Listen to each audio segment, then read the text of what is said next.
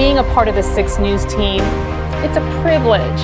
It's a responsibility not only to our viewers, but to those who came before us. Always showing up, following leads, getting both sides of the story. It's the foundation of 6 News, knowing we delivered on our promise to you. Coverage you can count on. I'm Jen Johnson.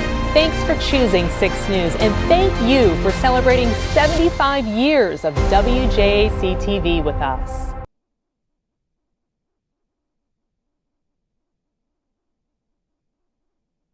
Situated in a family-friendly atmosphere, Dr. John Walker is currently accepting new patients. Dr. Walker has over 25 years' experience. Come join the family at Dr. John Walker's office. Your smile will thank you. Thanks, Dr. Walker.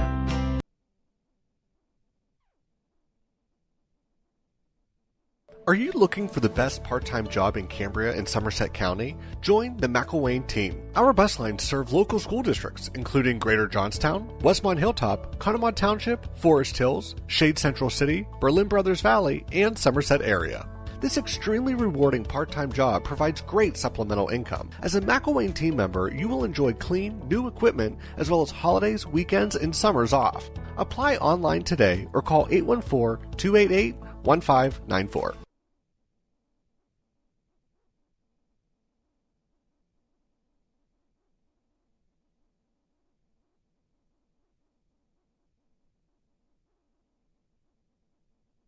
Martella's family-owned pharmacy has been caring for you and about you since 1964. With 6 convenient locations, we're always here for you, providing personalized service that goes above and beyond. Martella's offers a wide range of services from free prescription delivery to being the only regional pharmacy to offer Medipack, organizing your medications in easy-to-tear-off packets. Martella's, caring for you and about you since 1964.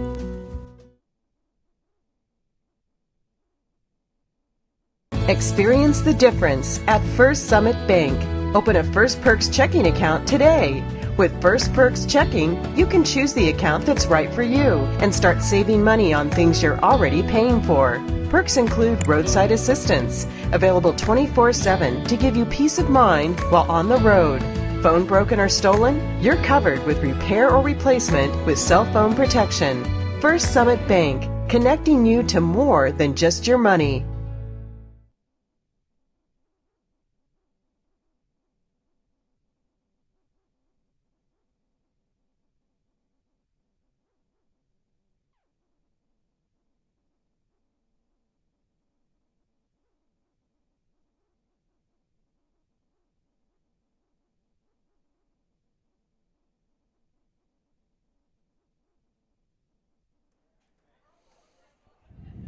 Good evening, Crusher fans. You're listening to and watching the Crusher Sports Network. We are streaming from Sargent Stadium at the Point.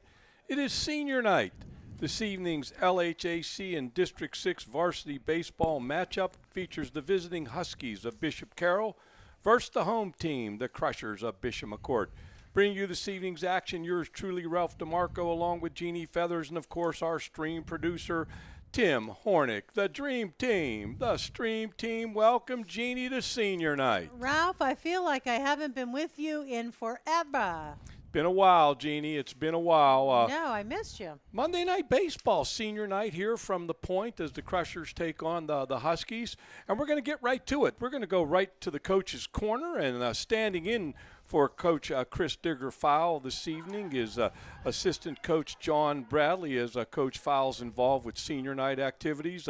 Coach Fowle, longtime assistant baseball coach, hockey coach, does so many things at Bishop McCourt that the list becomes too long. Coach Bradley, welcome to the Coach's Corner. Hey, thanks for having me tonight, guys.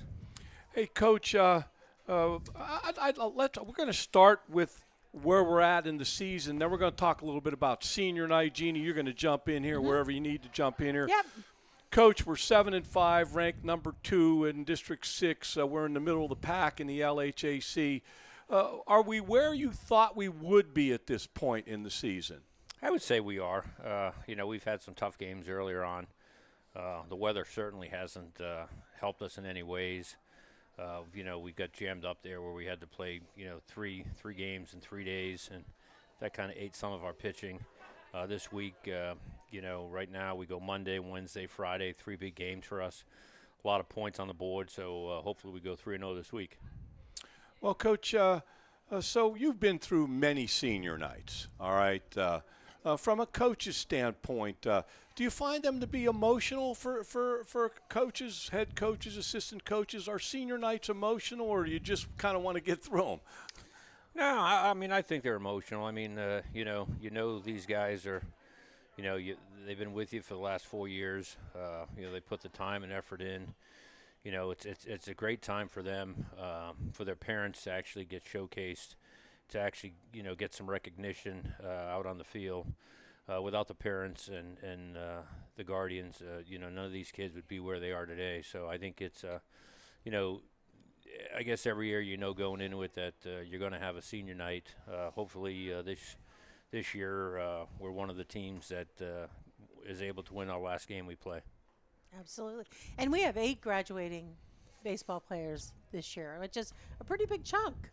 That's a big number. I mean, we got great 8 outstanding student athletes.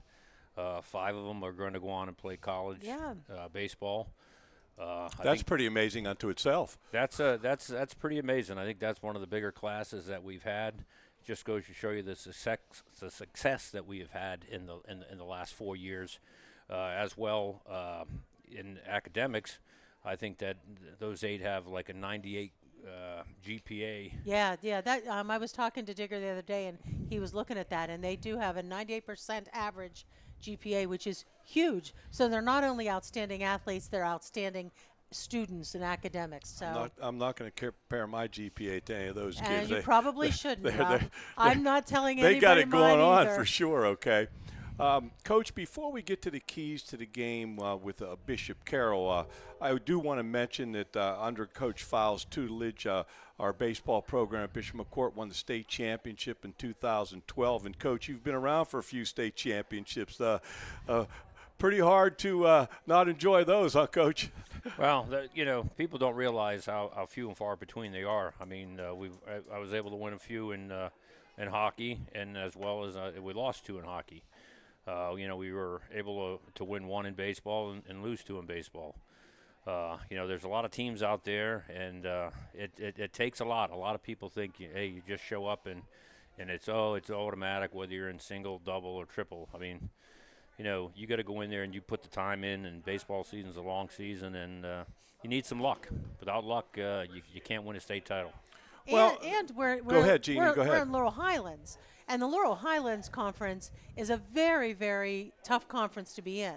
So to make it into the playoffs and then exceed once you get into the playoffs is something to be said for any of the sports that we're in. Yeah, there's no doubt the Laurel Highlands is probably one of the best conferences in all of sports. From any sport.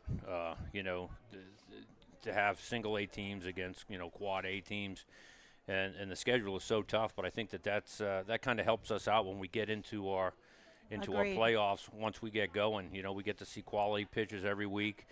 And that's where, like I said, for us to be at 7-5 now with the stretch that we had.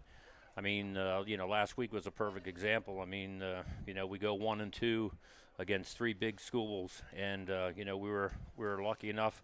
We easily could have come out of there, 2-1 or maybe even 3-0. So. Yeah, it's been a good season. I've gotten to quite a few of the games, and this is a very well played team. They do a good job. I mean, Coach Fowle, obviously with Mr. DeFazio, with Boston and Cole and Joey Stives and AC. I mean, these guys put the time and the effort in, and I mean they've learned how to play baseball the right way, and so like I said, hopefully we get a little bit of luck and we'll be on the right side. Coach, that takes us full circle. Bishop Carroll brings a 2-10 record into tonight's senior night game. Well, what would be the keys against Bishop Carroll here this evening? Well, I think any of the keys, no matter who we play, is one of the things we got to do is, we got to throw strikes. Can't give up the base on balls or the hit batsmen. We got to make them earn their bases. We got to go out and play solid defense, and we need timely hitting. I mean, if we can go out and take care of the baseball and not commit errors, not give people free passes, get some timely hits, we should be successful. I mean, this team we played last year in the championship, in the D6 championship. Yep. So, again, their record could be deceiving because they could have had some really tough opponents. And, obviously one of the things in the Laurel Highlands is the record certainly doesn't mean anything.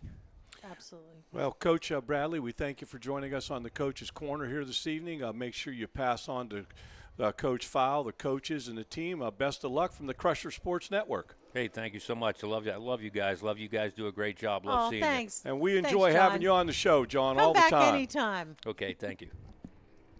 All right, Ralph. Well, Jeannie, what do you think? Let's take a time out for a message from friends of the Crusher Sports Network. For over a century, Thomas Automotive has been redefining the car buying experience. One person, from start to finish, you'll work with the same person with no transitions or turnovers. Upfront pricing. All of our vehicles are clearly marked with their best upfront price. Commission-free sales team. Our salespeople are not paid on the price you pay. Our team works for you, not a commission. Transparency in everything we do. Buy with confidence, drive with confidence. Thomas Automotive.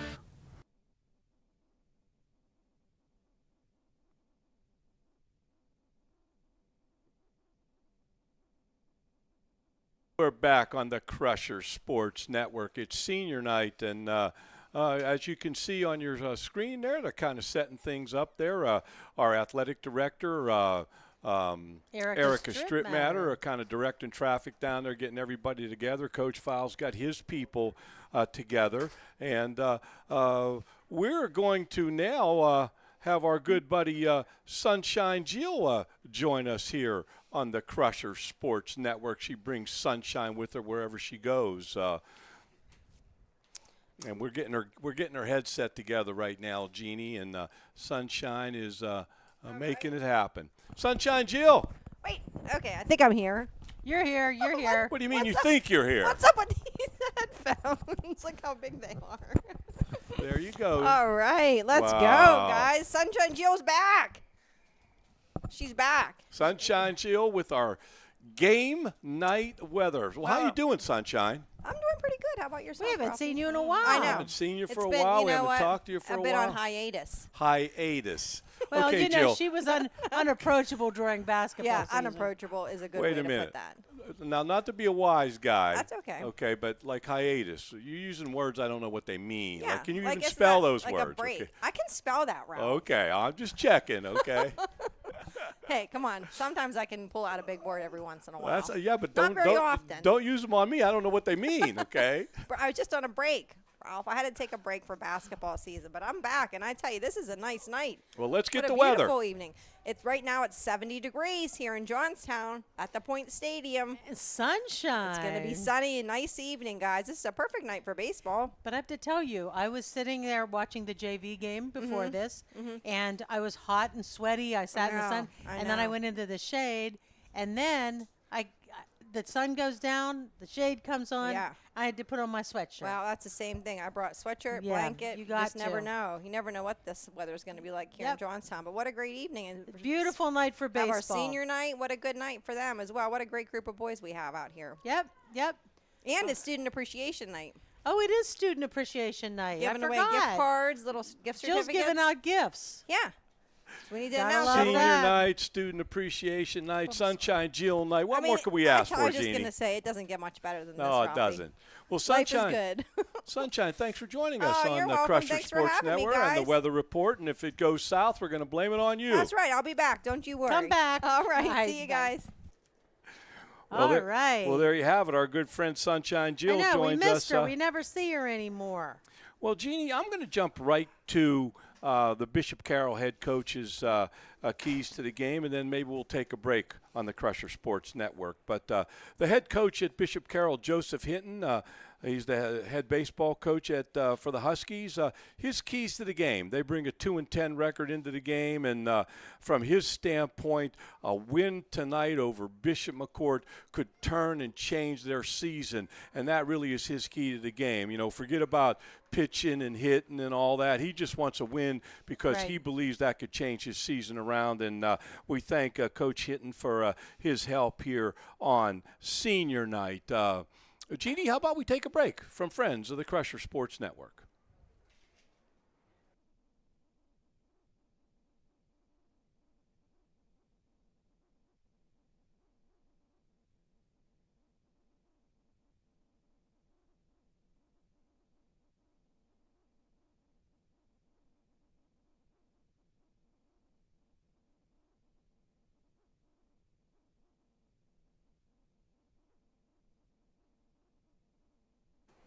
And we're back on the Crusher Sports Network. We do want to send a shout out to our good friend Tim Hornig for making sure we got into the air clean tonight. And I also want to thank Darren Butchko. Go ahead. Yes. Darren Butchko, who works at our at the high school. He's one of our educators. Came in and got everything set up, knowing that Tim was going to be in the school doing all of his stuff at the elementary school. So he got us all set up. Thank you so much, Darren. We really appreciate you. And if Coach Hornick is feeling like he wants to join the stream, he can join us in the 5th inning. We're going to have a trivia question about Bishop McCourt baseball, and we're going to get his take on the game at that point. I'm saying might be able to beat him on that trivia question. Well, don't tell him you have an inside track here, Jeannie. Well, okay, I'm a baseball fan, You're more than a baseball fan. And I do want to bring up, speaking of baseball fans, Tuesday at 1 o'clock in the afternoon, and I believe we are going to be streaming that. We will be playing. The Crushers will be playing at PNC Park. And we'll talk a little bit more about that. We're going to go quiet here as they announce senior night activities. Hopefully you can hear that. Jeannie has everything about all the seniors, and she's going to get that in there where she can, okay? This is a special evening here at the Point. It's senior night for our varsity baseball players.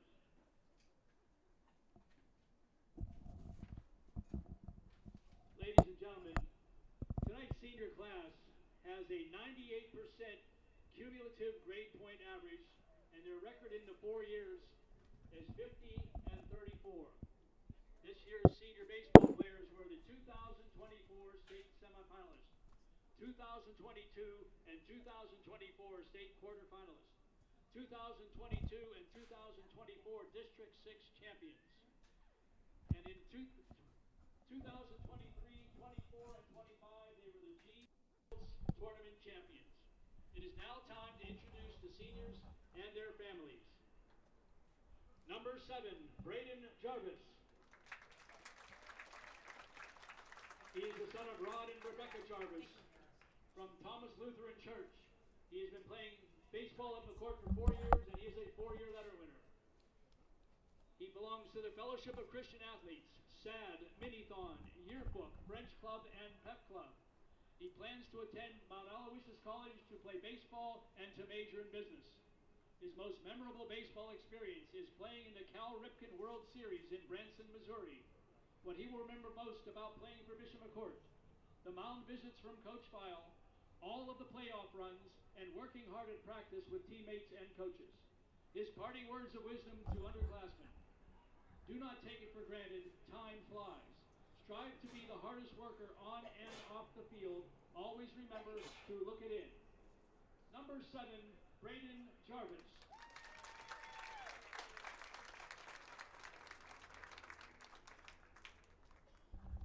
Number 8, Eli Zazadny. He is the son of Eli and Kara Zazadny from St. Benedict Parish. He's been playing baseball at McCourt for 4 years and is a 3-year letter winner. He also played football and basketball at Bishop McCourt. He belongs to the Fellowship of Christian Athletes, SAD, Minithon, Yearbook, and French Club.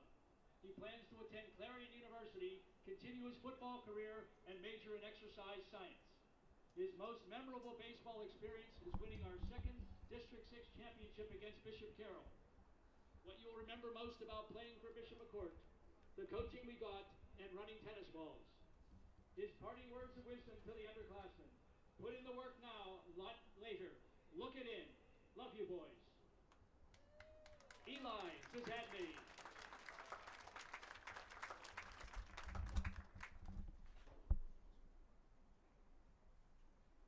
Number 10, Chase Newman. He is the son of David and Michelle Newman, members of our Mother of Sorrows Parish. He has been playing baseball on the court for 4 years and is a 2-year letter winner. He also played golf for the Crushers. He belongs to Fellowship of Christian Athletes, SAD, Minithon, Year Club. Correction. Yearbook, Pep Club, and French Club. He plans to attend the Pennsylvania State University and major in business. His most memorable baseball experience is winning 2 District 6 titles. What he will remember most about playing for Bishop McCourt, my teammates, and the culture of the program. Party words of wisdom to underclassmen. Okay, Google, pick a number between 0 and 10. Chase Newman.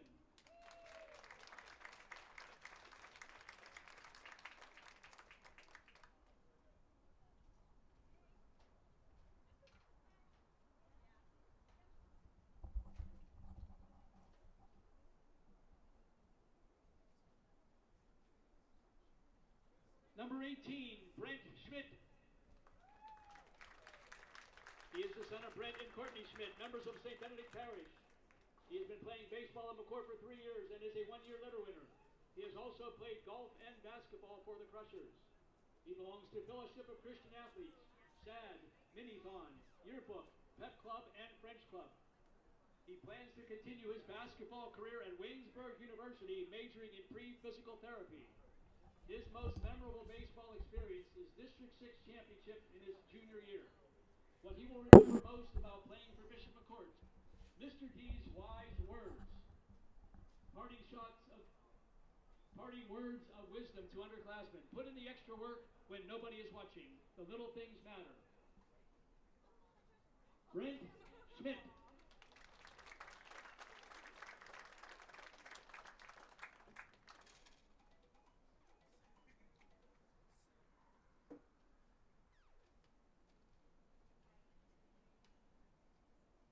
Number 22, Joe Greitzer. He is the son of Ron and Terry Greitzer, members of Mother of Sorrows Parish. He has been playing baseball at McCourt for 4 years and is a 1-year letter winner. He was also a member of the Crusher golf team.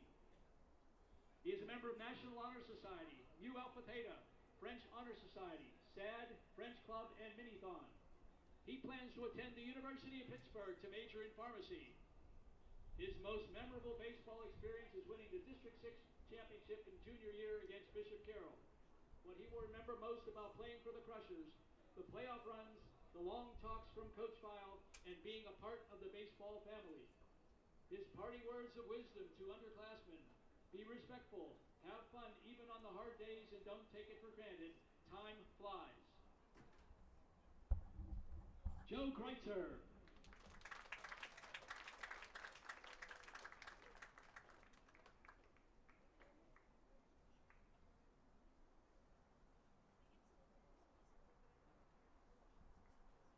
Number 27, Lucas Turner. He is the son of Kevin Turner and Laura Thomas, members of Resurrection Parish. He has been playing baseball at McCourt for 4 years and is a 3-year letter winner. He also participated on the golf team.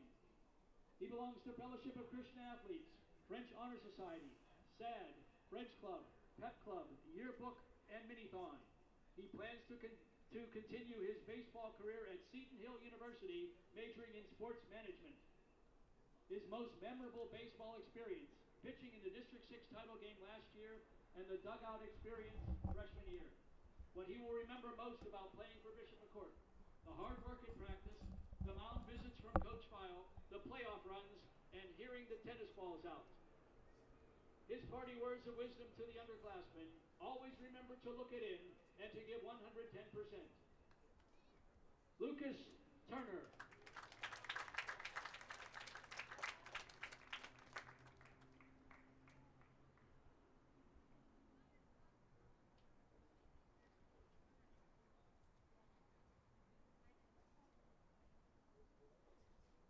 Number Number 35, Zach Jaystrad. He is the son of Raymond and Jean Jaystrad, members of St. Benedict Parish. He has been playing baseball at McCourt for 4 years and is a one-year letter winner. He also participated in cross country. He is the Vice President of the National Honor Society, also a member of Nu Alpha Theta, French Honor Society, French Club, Math Team, Mini-Thon, Scholastic Quiz, and SAD. He plans to attend the University of Pittsburgh at Johnstown to major in biology and pre-med. His most memorable baseball experience is winning the District 6 title in his junior year. What he will remember most about playing for Bishop McCourt, the memories that he's made on our playoff runs. His parting words of wisdom to the underclassmen: enjoy the time you have here. It will be over before you know it, so cherish every moment and crush it. Zach Jaystrad.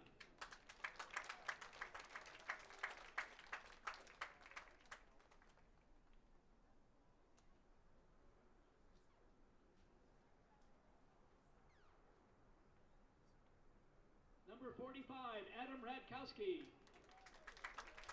He is the son of Matthew and Marcia Radkowski, members of St. Benedict Parish. He has been playing baseball here for 4 years and is a 4-year letter winner. He was also a member of the golf and basketball teams. He is a member of National Honor Society, Nu Alpha Theta, French Honor Society, Mini-Thon, Yearbook, Fellowship of Christian Athletes, and SAD.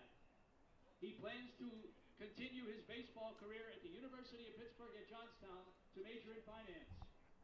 His most memorable baseball experience is beating Southern Fulton in the state quarterfinal last year at Mount Aloysius. What he will remember most about playing for Bishop McCourt are the mound visits from Coach File and playoff runs. His parting words of wisdom to the underclassmen: always be the hardest worker and make the most of it when your number is called. Adam Radkowski.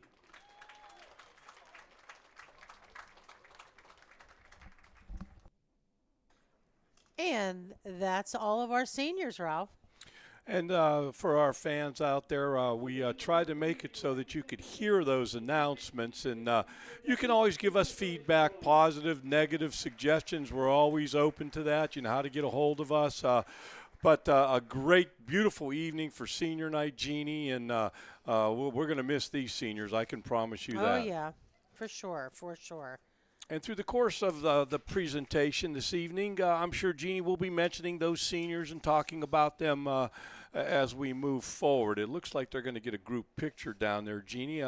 What do you think, Jeannie? Let's talk about like our keys to the game. You know, what do you think the key to the game tonight is for the Crushers this evening, Jeannie? Well, I mean, obviously, no errors is going to make a big impact. We also can't leave people hanging on base.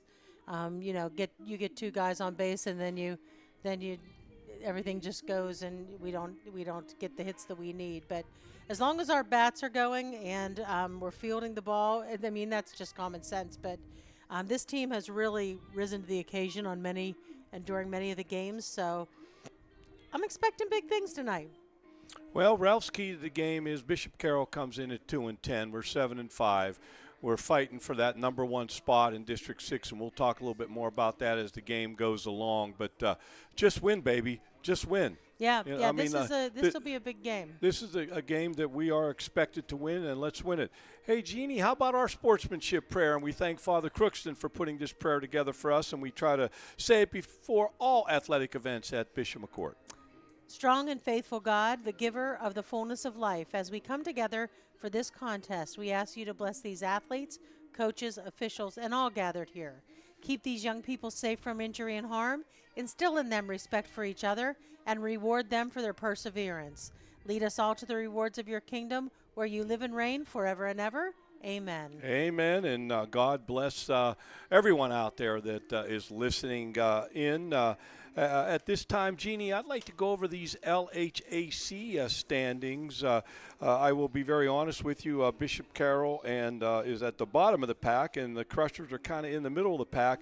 Some teams to watch in the East in the LHAC: Phillipsburg, Hollidaysburg, Huntington, Tyrone, and in the West, Somerset, Penn Cambria, Bedford, Central Cambria, and Forest Hills. And Jeannie, what do you think? How about the District 6 boys 2A rankings as of this morning. As of this morning, we have Mount Union area 10-4 at number 1 position. Number 2 position, we have the Bishop McCourt Crushers at a 7-5. Oh my gosh, my 7-5 record. I'm telling you, you can tell it's a Monday. West Branch at 8-4 is number 3. Number 4, Cambria Heights at 7-6. Westmont 5-6 at number 5. Moshannon Valley 5-7. In 7th place, United 5-8. 8th place, Bellwood Annis 4-7, and in 9th place, Southern Huntington County at 1-10. The Crushers are taking on Westmont Hilltop on Wednesday, so that'll be a big game. Oh, there are always big games with the Hilltoppers, Jeannie. And how about the Bishop Carroll boys 1A? They're kind of down the list there, but they are. We still want to go over it. Sure. We have Northern Cambria at 1, 2 Blacklick Valley, 3 Homer Center, 4 Williamsburg Junior Senior High School, number 5 Conemaugh Valley, number 6 Juniata Valley, number 7 Claysburg Kimmel, number 8 St. Joseph Catholic Academy, number 9 Portage, 10 Purchase Line, number 11 Bishop Guilfoyle, number 12 Bishop Carroll, number 13 Penns Manor, number 14 Ferndale, 15 Harmony, and 16 Glendale. So, interestingly in this, we have Westmont as the 2A team, and we have Bishop Guilfoyle on Friday. Yes, ma'am. And we're going to get to the softball standings here in just a little bit. I'm not sure. They had a game this evening, but I don't know if they won the game, lost the game. I don't know what the deal is there, but we're going to talk a little bit about those District 6 softball rankings here in a bit. Jeannie, how about we take a quick message from friends of the Crushers Sports Network? Absolutely. Are you looking for the best part-time job in Cambria and Somerset County? Join the McElwain team. Our bus lines serve local school districts, including Greater Johnstown, Westmont Hilltop, Conemaugh Township, Forest Hills, Shade Central City, Berlin Brothers Valley, and Somerset area. This extremely rewarding part-time job provides great supplemental income. As a McElwain team member, you will enjoy clean, new equipment, as well as holidays, weekends, and summers off. Apply online today or call 814-288-1594. Experience the difference at First Summit Bank. Open a First Perks checking account today.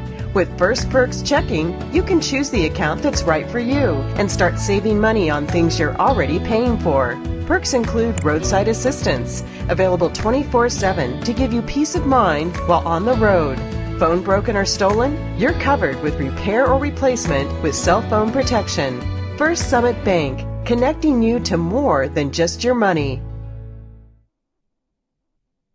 And we are back. It's also important to note, not only is it senior night, it's student appreciation night here at the Sargent Stadium at the Point. Sunshine Jill is out there handing out coupons to all our Crusher students, giving away gift cards, etc. So, and the student body sure has come out. Well, there's a very nice crowd here for high school baseball. That's not unusual here at Bishop McCourt to have nice crowds for these varsity baseball games. They're having the coaches, umpires, captains meeting, and Coach Fowl talking to everybody about the ground rules. And the Point is a beautiful stadium for baseball, but it does have some unique features, and it's good to let the visiting team know about those unique features. I guess, Jeannie, huh? I guess. Well, you know what? And this stadium's a little bit different. Number one, it's of course built for higher level teams. The left wall is in a little bit more than the right wall. So I think they're going over, especially specifics on hitting into that left field wall. Where the actual home run, there's a giant net there. So if you hit the bar on the top, it's a home run. If it goes over the bar on the top, it's a home run. So those are all important things for everyone to know. So there's no question during the game how that's working. I'm with you there, Jeannie. And I think we're getting to very close to game time here. We're going to try to get these starting lineups for you the best that we possibly can as they announce lineups, and we'll try to give you all the information we possibly can on each player. For this Laurel Highlands Conference matchup, for Bishop Carroll, pitcher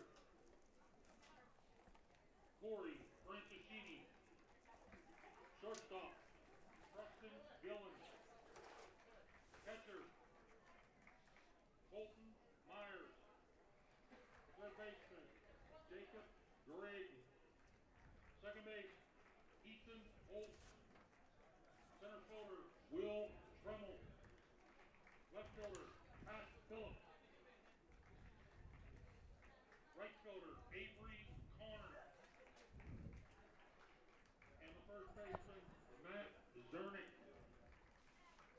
And the rest of the Huskies. Well, I got some of those, Ralph. Well, I got Will Trammell in center field, Avery Connor in right field. Well, wait, they're going to announce the Crushers now, so let's just hold off on that. Catcher, Jonathan Dalia. Doing the pitching, Lucas Turner. Second baseman, Braden Jarvis. First baseman, Eli Sestadny. Right fielder, Chase Newman. Third baseman, Joe Reitzer. Left fielder, Zach Jaystrath. Designated hitter, Brent Schmidt. And in center field, Angelo Gallucci. And the rest of the Crushers. If you're able, please rise. Gentlemen, remove your hats for the playing of our national anthem.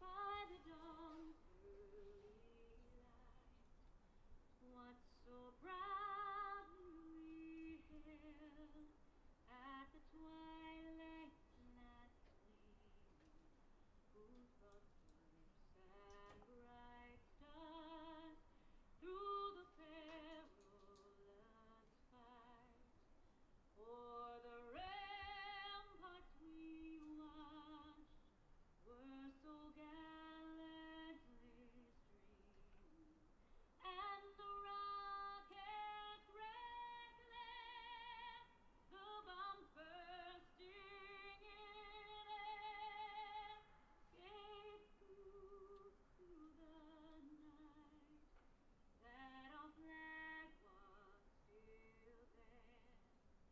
Oh, say does that star-spangled banner yet wave for the land of the free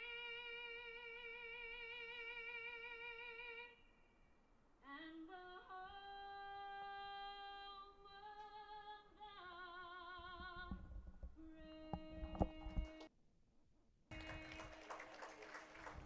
The umpires this evening,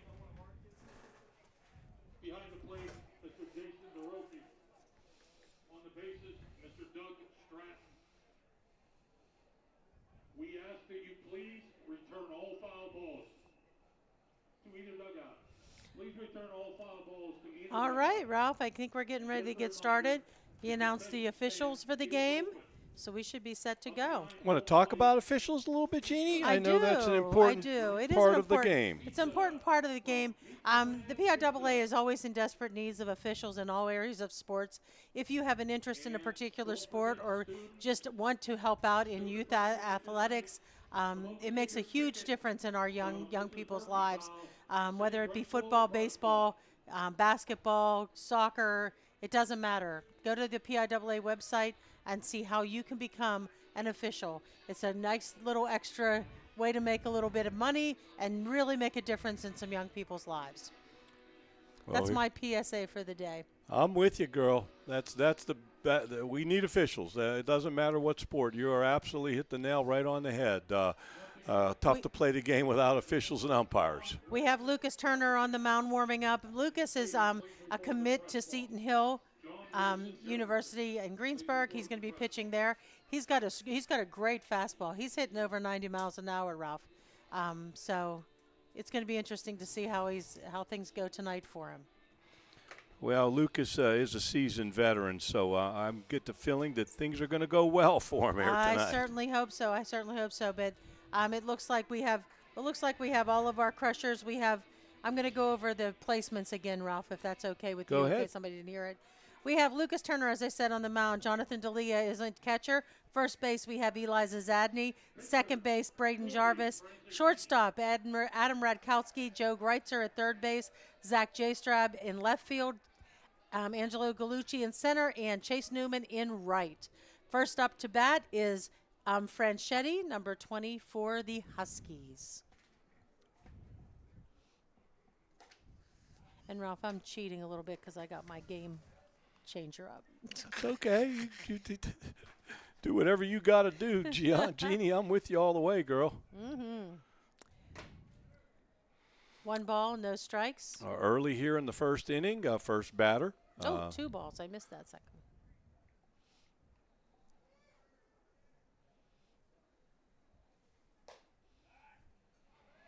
Number 20, Corey Francicini, is his earned run average is 6.81 as a pitcher. We don't have their starting lineup. We'll see it when we get out there on the field, but I'm just wondering if he is actually pitching tonight. And we walk the first batter. So there you got a runner on first, and now Lucas will be pitching from the stretch, trying to hold that runner on and not allow him to advance to second base. Up next is number 12, Preston Gillen, the shortstop for Bishop Carroll.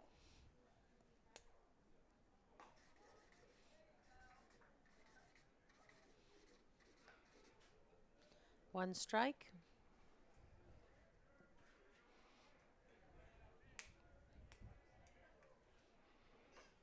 Crusher infield, I guess they call it like the outfield. They play straight away. They're at double play depth. They don't want to let anything get through any of the holes. So your shortstop and second baseman are playing a little bit deep right now. And there's a strikeout, and that's 1 out, and that brings up for Bishop Carroll number 16, I believe. No, number 6. That's number 6. Colin Myers. Colin Myers, and he'll be catching for Bishop Carroll this evening. Catcher, Colton Myers.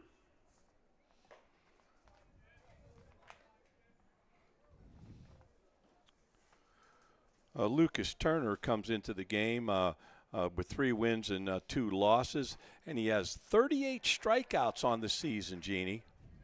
He's a good pitcher. Oh, yes, absolutely. There's no doubt about it.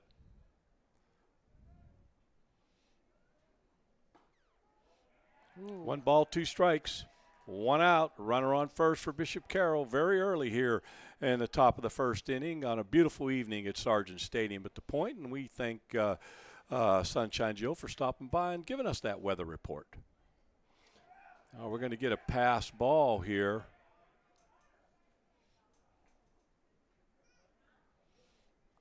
Well, that's no fun.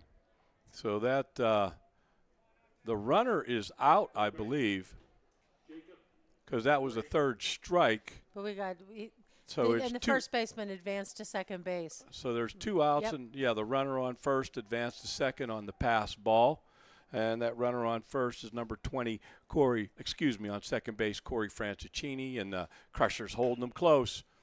Little bouncer down the third base. Long throw over, and he's going to be safe. We weren't able to handle it on first base, and so now Carroll has runners on first and third, and both coaches are out talking to their base runners, and 2 outs. Runners on first and third. Up the bat for Bishop Carroll, number 1, Ethan Holtz. Second baseman, Ethan Holtz.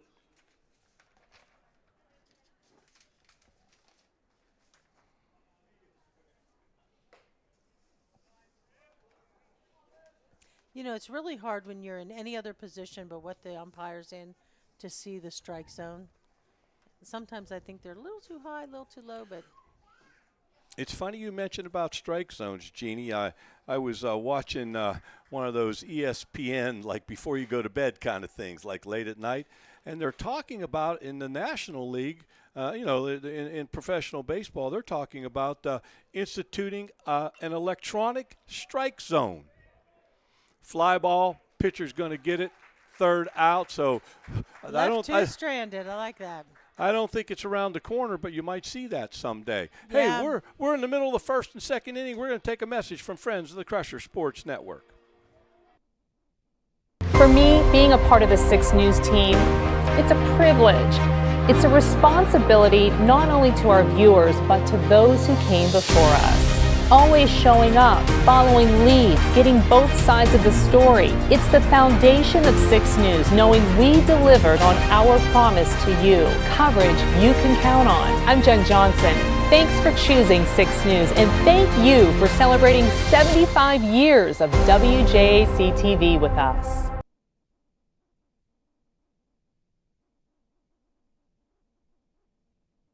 Situated in a family-friendly atmosphere, Dr. John Walker is currently accepting new patients. Dr. Walker has over 25 years' experience. Come join the family at Dr. John Walker's office. Your smile will thank you. Thanks, Dr. Walker. Okay, we are back. We're back on the Crusher Sports Network. Pitching for Bishop Carroll will be number 20, Corey Francicini, and he is their ace pitcher. I believe that's 20, right? Yeah. Corey Francicini, and he's going to be pitching for Bishop Carroll. He is their top pitcher by statistics, and number 6, Colin Meyer, will be doing the catching. Up first for the Crushers is going to be number 45, and that is Adam Radkowski. I could see they've switched a little things around. I'm used to that's not the usual batting order, Ralph. Well, Jeannie, usually his brother Eric is up there first, but we're going to roll with the punches a little bit. Absolutely, absolutely. Adam will be going to UPJ. He's committed to play baseball at UPJ this coming year, so I'm sure that they're real excited to get him. He does a great job, not only of pitching but shortstop, and I believe he's going to be pitching at UPJ. Well, Adam Radkowski comes in batting 13 for 40. His batting average is .325 and he has 12 singles on the season. One of the things that they announced during senior night that is so impressive to me is the academics of these seniors. 98% average, grade point average. That's huge. That's just incredible. That's a real testament to Bishop McCourt's educational curriculum at all levels.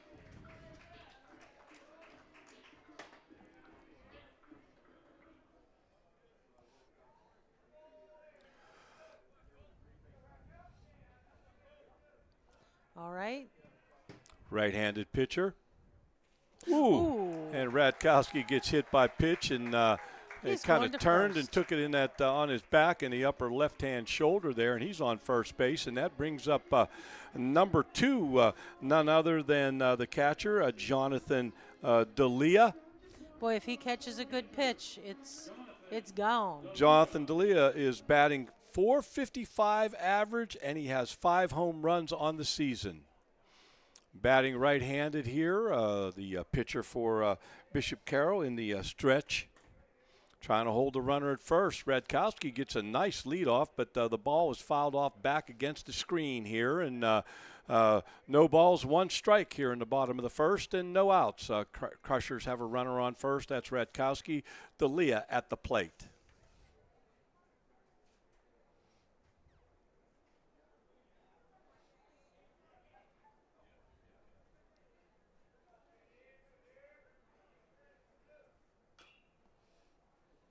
That's a foul ball down the third base line. The knell of the count to D'Elia is no balls and 2 strikes. D'Elia has only struck out 3 times on the season, and he has 33 at bats. That's not too bad. He's been hit by pitch 7 times. Is he like a magnet? I would call that a target. Yeah. That one's fouled back. The catcher's tracking it down, but he can't make the play. Was in play, but he couldn't make the play, so D'Elia stands at no balls and 2 strikes, no outs. Runner on first. Very early in the ball game, bottom of the first. From Sargent Stadium at the Point. All right, let's get this going.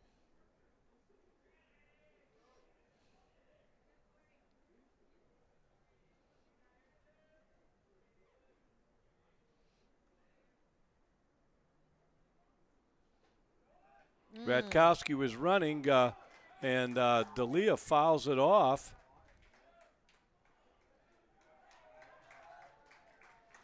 No, I'm not sure. No, he struck out, but it was a foul tip, wasn't it? No. He swung. It didn't hit anything, and Sure but looked he like got the runner to third, so he Must did a have job. must have bounced off the catcher's glove because Yes. it looked like a foul tip No, to me. that's exactly what happened, Ralph. Lucas Turner up for the Crushers. Radkowski on third. Good job by Radkowski. He got the jump on that pitch, and when it went all the way to the backstop on the pass ball, Coach Fowl had him running, and now Radkowski's on third. We got a runner in scoring position early in the baseball game.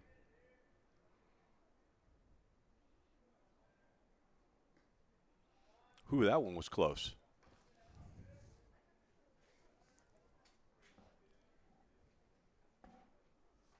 One and one count, one out.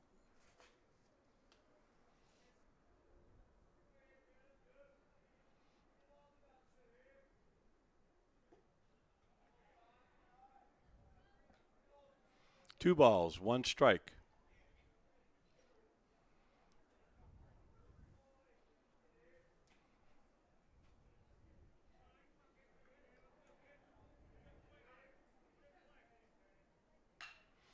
There's a shot to the shortstop. He knocks it down, and he gets D'Elia out at first, but Radkowski's going to score. That makes 2 outs, but the Crushers get a run, 1-0 Bishop McCourt here in the bottom of the first.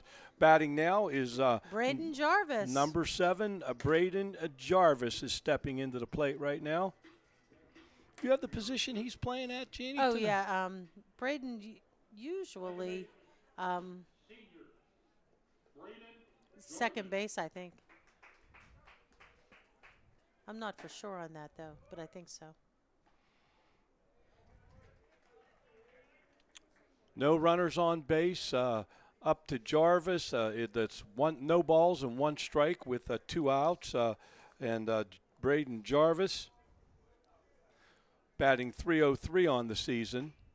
And he fouls it off. It's in foul play. The first baseman for Carroll tracks it down. He makes the play. And that's the 3rd out, and that's number 8 for Bishop Carroll making that play. That's Matthew Zernick, the first baseman. We go to the top of the second. Jeannie, how about a message from friends of the Crusher Well, Sports I'm going Network? to do this one live and in person. All righty then. Heading anywhere after the game, stop in the 5th and score some of the best custom cocktails in the area. Don't forget to try their Silence's Golden Custom Lager and enjoy the best craft food Johnstown has to offer. The 5th Local Eatery and Ale House, located on Scalp Avenue in Richland. The 5th Local Eatery and Ale House, a proud sponsor of Bishop McCourt Athletics. Jeannie, while we have some time here in the top of the second inning, I do want to talk about our girls softball team. They compete in District 6 1A, and the standings are this as of this morning. Claysburg Kimmel 12-0 in first place, Ferndale area 7-3 in second place, Conemaugh Valley 8-5 in third place.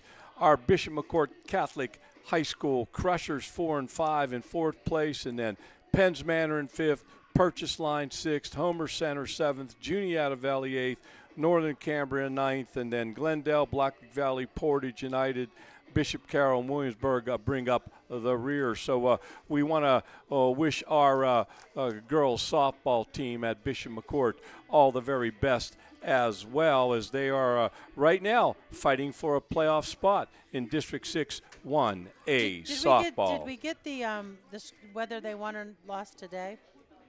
What's that, Jeannie? Did anybody let us know whether they won or lost today? We do not know that. Well, then okay? I'm going to find out. All righty.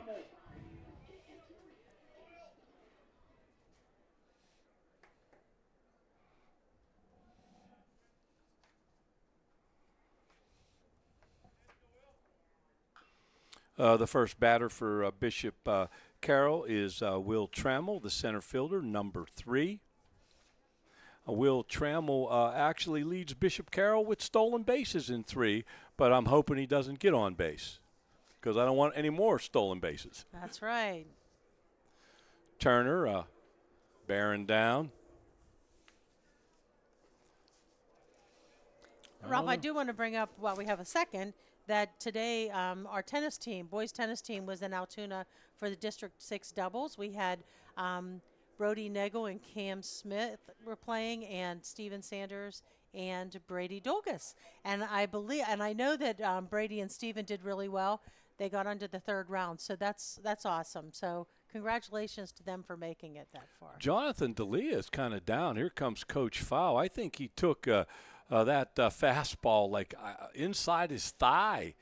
He was holding the inside of his thigh there, and we never speculate on injuries. All we ask you to do is say a prayer that whoever it is, whatever team, just say a prayer for Jonathan D'Elia that he's going to be able to shake that off and he's going to be okay, Jeannie.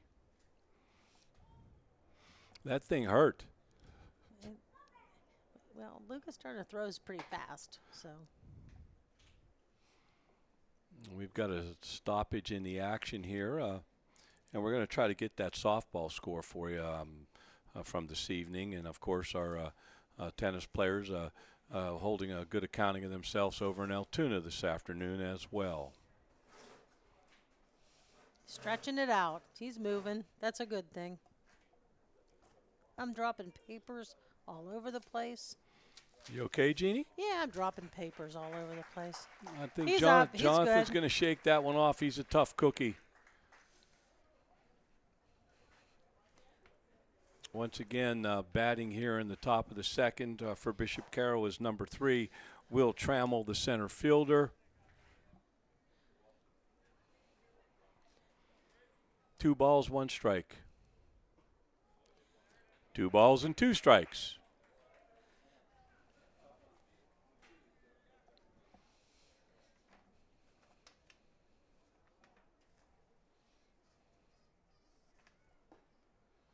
Ooh, that one was a little low.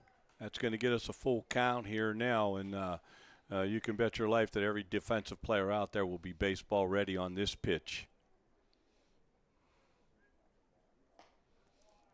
Ooh, he got a strikeout on the outside corner. I think we got a little lucky on that call, but we'll take it. And I believe that that's Lucas's 2nd strikeout of the game, and that's going to take him to 40 strikeouts on the season with the 2 that he had today. He had 38 coming into the game. So that's some good stuff right there, Jeannie. Absolutely impressive. Batting now. Oh, wait. Bishop McCourt varsity went past Bishop Carroll in softball. We won. So that'll tighten up those standings a little bit for congratulations to the girls softball team at Bishop McCourt for getting the winning tonight. Thanks, Mr. Hornick, for the info. Thanks, Mr. Hornick, for the info. Number 2 is batting for Bishop Carroll. That's Patrick Phillips. And he now has a count of 1 ball and 1 strike on him.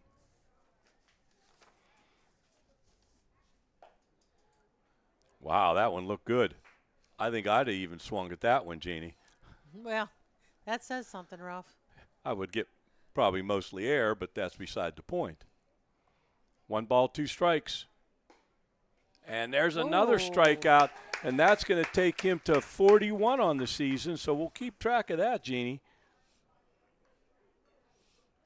That's awesome. And that brings up number 4 for Bishop Carroll. That's Avery Connor, the right fielder.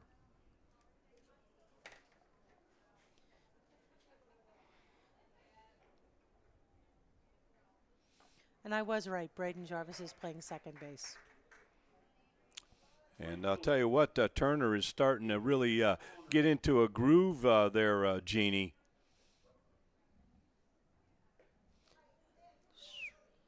Nice pitch. 2 strikes. Come on, buddy. 1 more.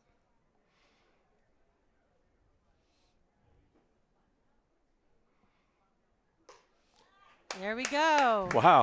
That was easy. He did that inning all himself now, didn't he? We'll take that. That takes him to 42 strikeouts. And, Jeannie, how about a message from friends of the Crusher Sports Network? I'm going to read this one. Dr. Matthew Radkowski and the team at Allegheny Orthodontic Associates wish the Bishop McCourt Crushers the best of luck.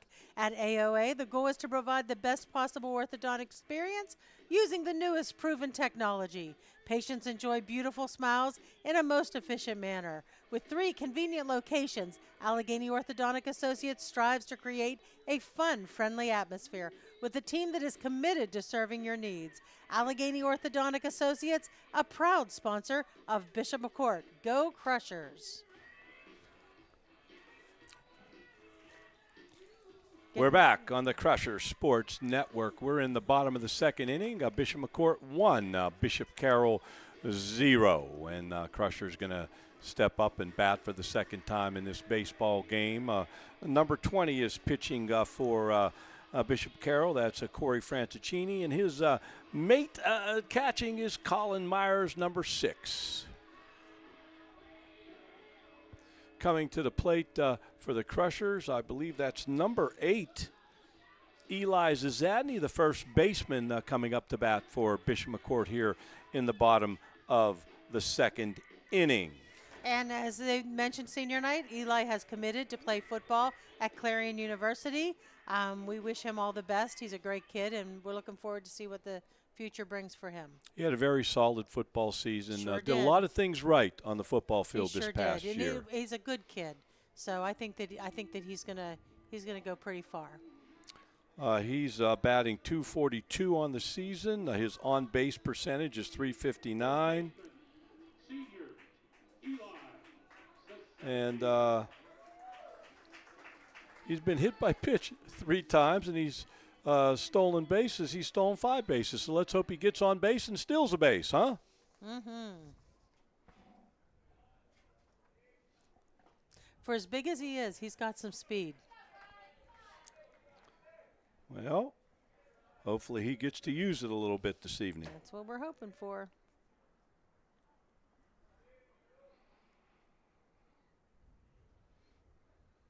A little change up there. Nice play. Zazadny was all over it, but nice play by number 10, the third baseman, Jacob Gregg, for Bishop Carroll. So that's the first out, and that brings up number Newman. 10 for the Crushers, Chase Newman. You know what this Saturday is, Ralph? What's that? It's prom. Oh, yeah. Talk a little bit about that, Jeannie. Prom this Saturday. We'll be broadcasting the promenade. I will not be there, but Sunshine Jill will be with Ralph. I'll get some information out on that soon. Well, I'll there tell we you go. what, number 10, Newman smashes it past the third baseman. He made a great play, but he wasn't able to get he made a great play on the line drive prior to that, but he couldn't get his glove on that one. Now the Crushers have a player in scoring position, and there is 1 out, and that brings up number 22 for Bishop McCourt, and that's Joe Greitzer, the third baseman.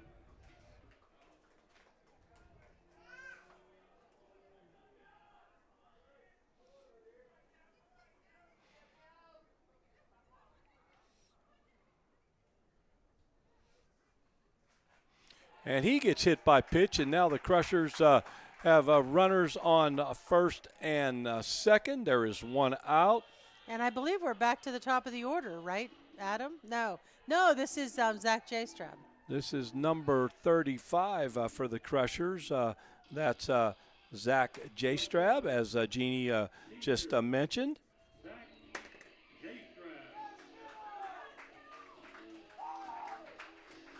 Now, come on, Zach. 1-0 Crushers in the bottom of the second. We have runners at first and second. 1 out. Bishop Carroll trying to hold the runners on. Swing and a miss. No balls and 1 strike. This would be a great opportunity to get one out of the infield, get us a run in here, Jeannie. Bishop Carroll hanging tough in the early going. On paper, Bishop McCourt's the better team, but Carroll knows they got to come here, get this win, and they're playing pretty solid baseball to the moment. Fouled back by number 35 for the Crushers, Zach Jaystrab. 0-2 counts, 1 out.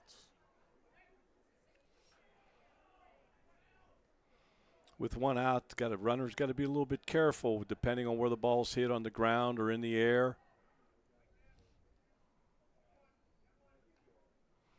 Holding the runner at second, and it's a foul off, and that's going to be no balls and 2 strikes and 1 out. He's getting a little piece of it. We want him to get him a big piece of it, huh?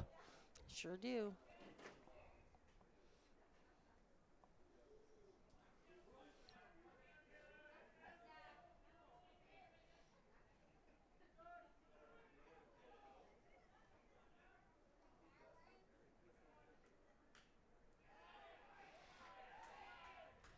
It's getting close.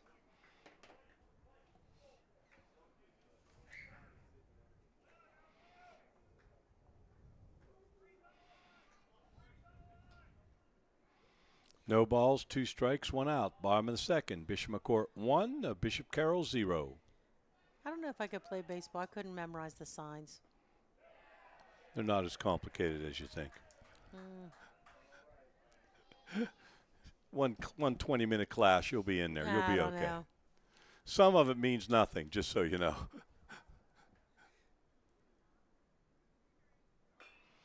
There's a bouncer back to the pitcher. Oh, my gosh. Coach Fowles looking at his runner there on third. I think he thought that was a fly ball, but it was a bouncer, and the pitcher went to first base to get the second out.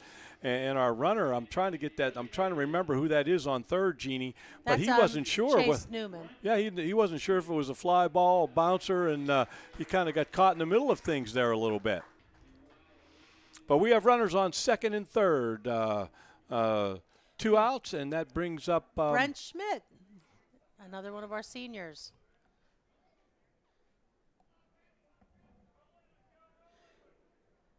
Brent is going to be going to Waynesburg, I believe, to play basketball. And I believe he's our designated hitter here this evening for the Crushers.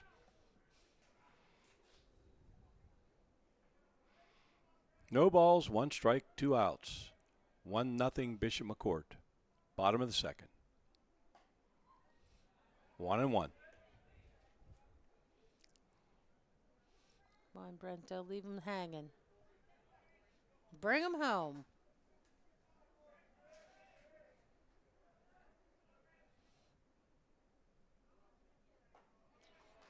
One ball and 2 strikes. A little change up there. Little off-speed pitch by the pitcher for Bishop Carroll. That's number 20, Corey Francicini. And now we have 1 ball and 2 strikes. We need a base hit here, Jeannie. Let's get these runs in. Ball, 2 balls, 2 strikes. And the baseball world, he's going to swing at anything close, I would have to think. Pitcher shaking off some signs there. Strike 3, and that's the end of the inning. And we're going to go to the top of the third. And Bishop McCourt 1 and Bishop Carroll 0. Jeannie, I got something I'd like to pass on. Okay. How about the 4 Bs? Mrs. Ravetti, Father Crookston, Chris Schumacher, Dylan Dorian, Morgan Casto, Tim Hornick, Mike Bako, the administrative team, the entire schools, campus ministry, building our Catholic faith each and every day, belonging, becoming, believing, and beyonding. And God bless everybody. And let's get out there and be faith positive. I hear you, Ralph. Okay, let's hear another Crusher Sports Network sponsor. What do you think, Ralph? I'm with you. Best wishes to the Bishop McCourt Crushers for a successful game from HF Lens Company. From the first play to the last play, representing the pride, loyalty, and tradition of past Crusher teams. HF Lens Company providing a full range of engineering services to the Johnstown region and beyond for over 75 years. Proud to be a sponsor of Bishop McCourt Catholic High School. So here we are, top of the third, 1-0 I'm going to give a Bishop shout out McCourt. to Ellie Berkebeld, the stadium DJ. Okay. She plays all the music. God bless her. So I did mention that on Tuesday at 1 o'clock, the Bishop McCourt Crushers will be playing at PNC Park, followed by on the 10th, which is Saturday the 10th, it is McCourt Day at PNC Park. So we'll be watching the Pittsburgh Pirates play the Atlanta Braves at a 4 o'clock game. Tickets can be purchased in the office at Bishop McCourt, or just call and talk to Sunshine Jill. She's the one that has the tickets. So hopefully everybody will be able to join us. And batting first for Bishop Carroll is the first baseman, Matthew Zernick, number 8. Let me clarify that PNC Park Day is May 10th, Saturday, May 10th.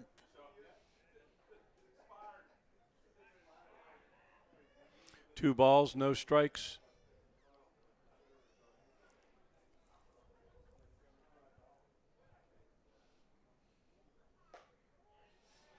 Two balls, one strike. That one had a little bit of heat on it, Jeannie. It was a nice pitch.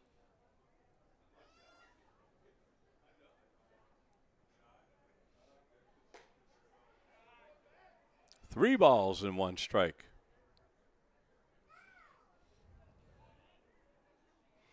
Lucas Turner was in the groove a little bit, kind of erratic on this first pitcher to start this inning. He's going to get the strike call on that one. He's got three a full balls count. and two strikes. We got a full count. Everybody will be moving on this pitch.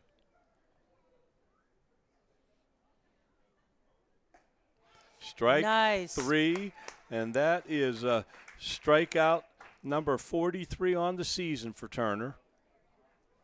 Had 38 coming into the game. He's got 5 strikeouts tonight, and we hope that he can keep that going.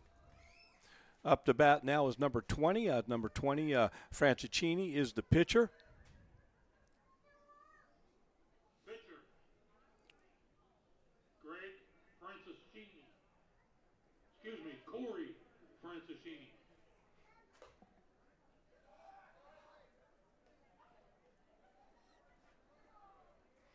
One ball, no strikes. Top of the third. 1-0 your Crushers. There's a shot up the middle. Radkowski gets over from his shortstop position. Nice play by Radkowski. Nice play. Adam Radkowski at short. Nice play. And we got to give Eli Zadney a little credit on that because he's got to catch that thing when they throw it over there, too. He does. He's a great first baseman, no doubt. 2 outs.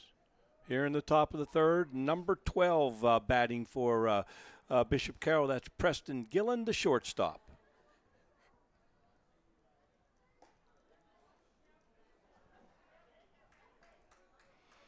No balls, one strike.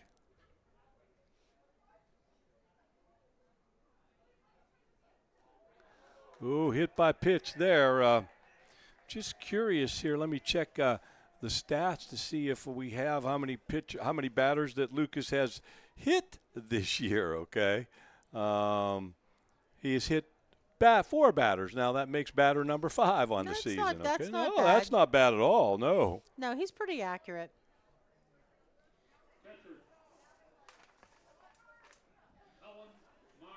Well, Bishop Carroll has a runner on first. There are 2 outs.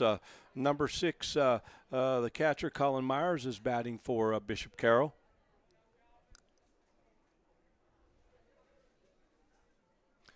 He's trying to steal the base. It kind of caught him in the middle a little bit, and the first base coach calls him back to first base. Back.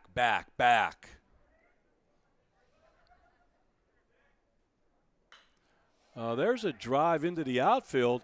This one's got Jarvis calls everybody off at second base, makes the play. It's the 3rd out. We're going to the bottom of the 3rd inning. That's the key for plays like that.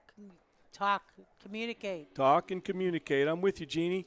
And Jeannie, for our friends out there who might want to help support Bishop McCourt, you can redirect your PA state income tax to help Bishop McCourt students. Call the school, and Mary Luna will get you headed to talk to the correct person so that you can be involved in the EITC program and support the Bishop McCourt students. And we appreciate that information as well. Well, there's a lot of great things happening at Bishop McCourt. I mentioned the prom is this Saturday. This is our busy time of the year. We have Honors Fest on Sunday.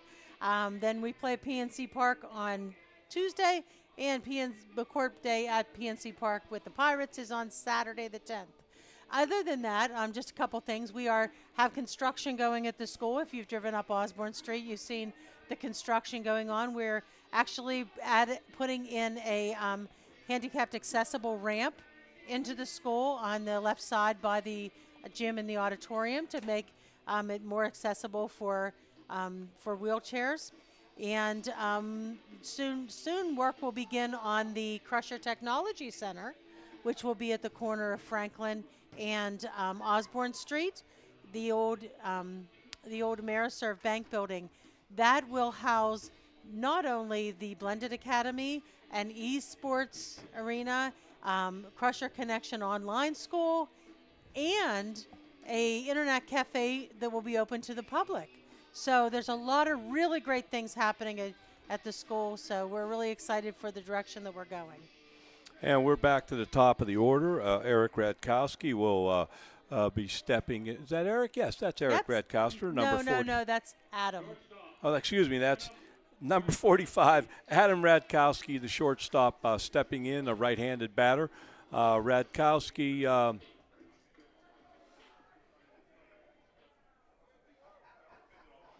Adam is 13 for 40 at the plate, a 325 average, and he's got 4 RBIs, and he's scored 11 runs.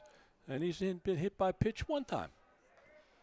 So Radkowski stepping in here in the bottom of the third. Crushers, we need to put some runs on the board here, Jeannie. We can't let him hang around. We need to get the bats moving. Can't let him hang around.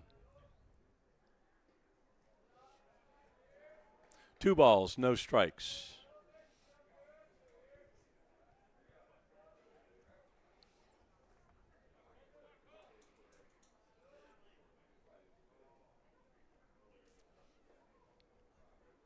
Three balls and no strikes. You got to believe that Radkowski will be looking at this one, huh, Jeannie? I would think so. He's got some room to play with here.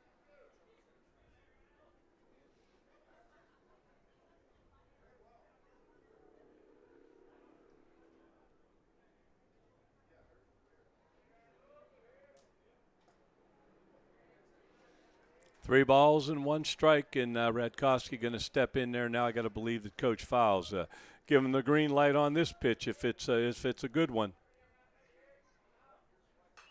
Radkowski drives it between into right center field, but the center fielder comes over and makes a great play.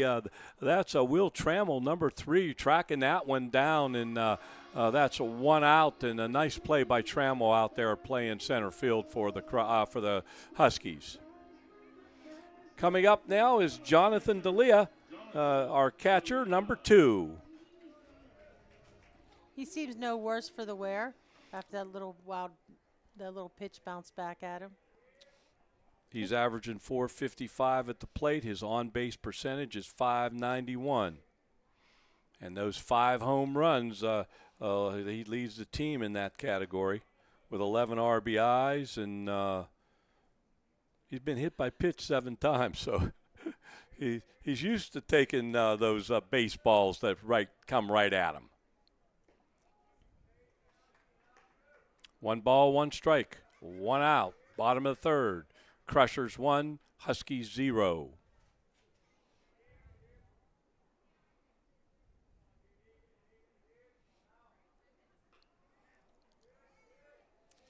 Jeez. 1 ball and 2 strikes as Jonathan D'Elia tried to track that one down, but he took a little bit of Francicini took a little bit of heat off of that one, kind of fooled D'Elia just a little bit.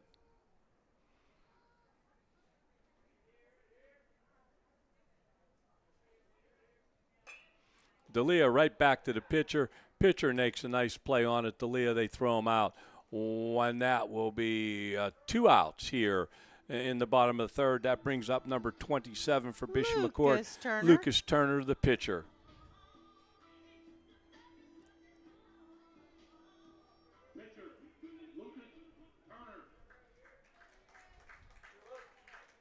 Lucas Turner has 15 hits and 35 at bats. His batting average is .429. He's got a .512 on-base percentage, 9 singles and 5 doubles. 19 RBIs coming into the baseball game. No balls and 1 strike to Turner.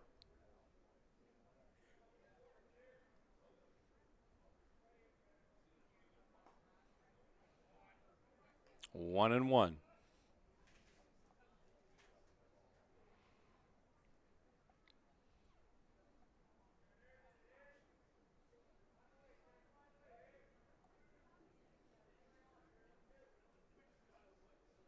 Ooh. Oh, now Turner gets hit by a pitch.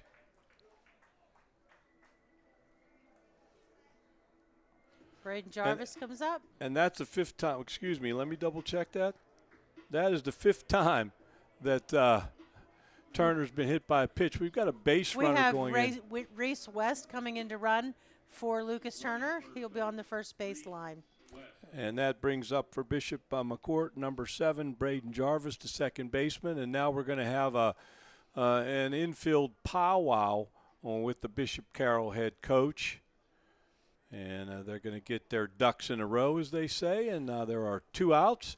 Crushers have a runner on first base. So West is the pinch runner over there.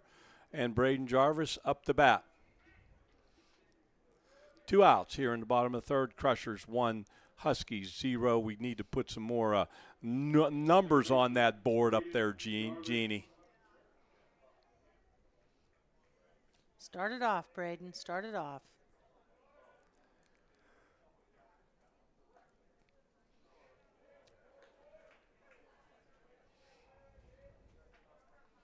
One ball, no strikes. Braden Jarvis is 10 for 33, a 303 average, 452 on base percentage, and he has 6 RBIs, and he's only struck out 3 times this year, which is pretty good at this level. 1 ball, 1 strike, 2 outs. Did you mention he will be going to Mount Aloysius? No, but you can do that. He is committed to play baseball at Mount Aloysius College, and we'll be able to he's close enough we can go watch him play. There you go. West was running. Jarvis fouls it back against the screen. 1 ball, 2 strikes, 2 outs. As we are here in the bottom of the 3rd inning, the Crushers 1 and the Huskies 0.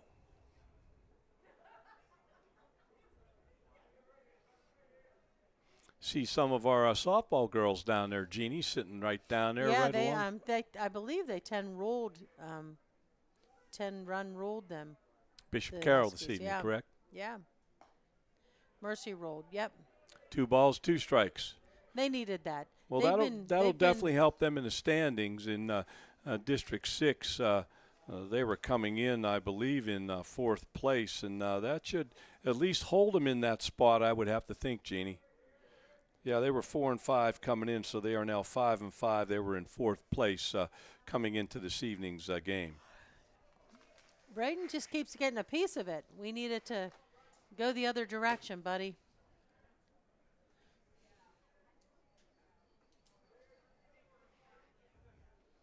Jarvis steps in, 2 balls, 2 strikes, 2 outs.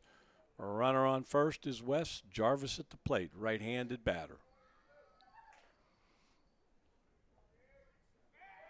Keeping West close over there at first base.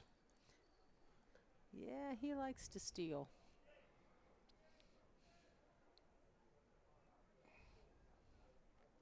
West gets a nice lead off.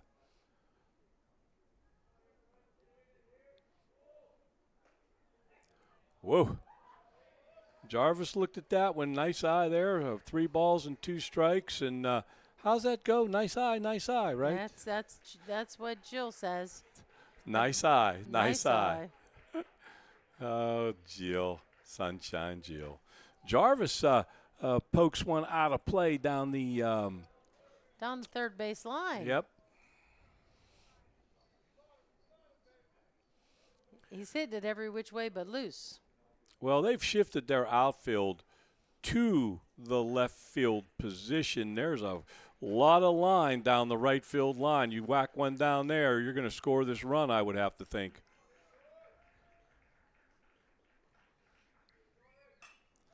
He pops it into right field. Yeah, and Oh, the right he fielder dropped it. drops it.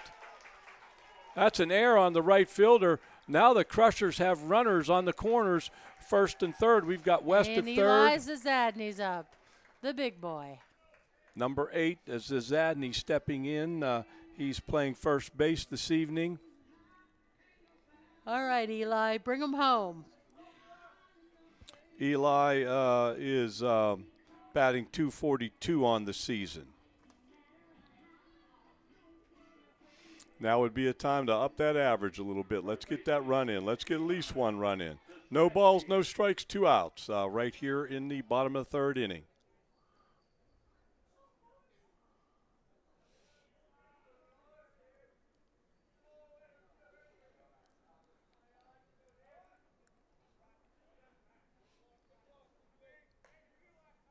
Jarvis goes into second base standing up. I'm not sure why he stutter stepped there and looked back. He wasn't. I don't think he was sure what was going on at the. Well, you know what? If you're not sure, go to second base. Okay, don't get caught standing around on the field. All right.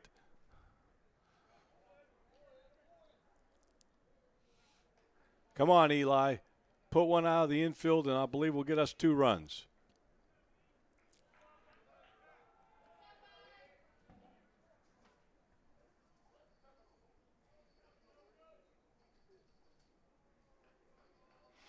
So Zadney has 4 RBIs on the season. Ooh. Well, that one almost got away from the catcher. Way outside. 3 balls, no strikes, 2 outs. And you got to believe the coach Fowle's going to ask him to look at this one. We'll see. Now, Bishop Carroll. Wait, what happened No, there? Bishop Carroll's going to put him on first base. They have a right to do that. They can do that. Oh, they just gave him. Yeah. They just gave him first base. The bases are loaded. There are 2 outs, and now you've got to force out at every position, every base, including home plate. Or you got a great opportunity for a couple scores. Oh, I'm with you. And that brings up That's Chase Newman, number 10. Chase Newman, number 10, batting for the Crushers in the bottom of the third. Newman, and I believe that's going to be a foul ball. No balls, 1 strike to Chase Newman. He's batting .233 on the season. He has 7 singles, and he has scored 5 runs.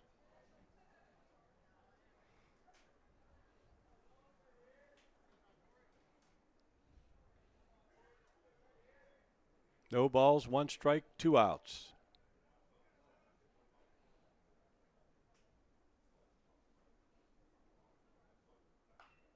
And he fouls that one off the screen toward the BC dugout. BC in the first base dugout and Bishop McCourt in the third base dugout. A little rearranging of the furniture by Coach Fowle here during this baseball season, flipping dugouts.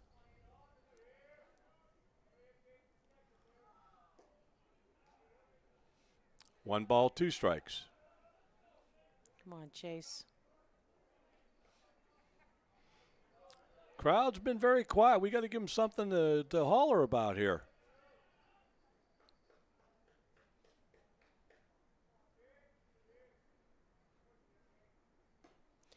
Two balls, 2 strikes.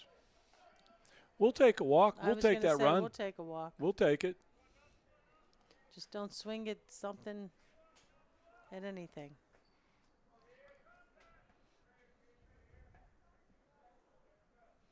There we go. Strike 3, and that's the end of the inning.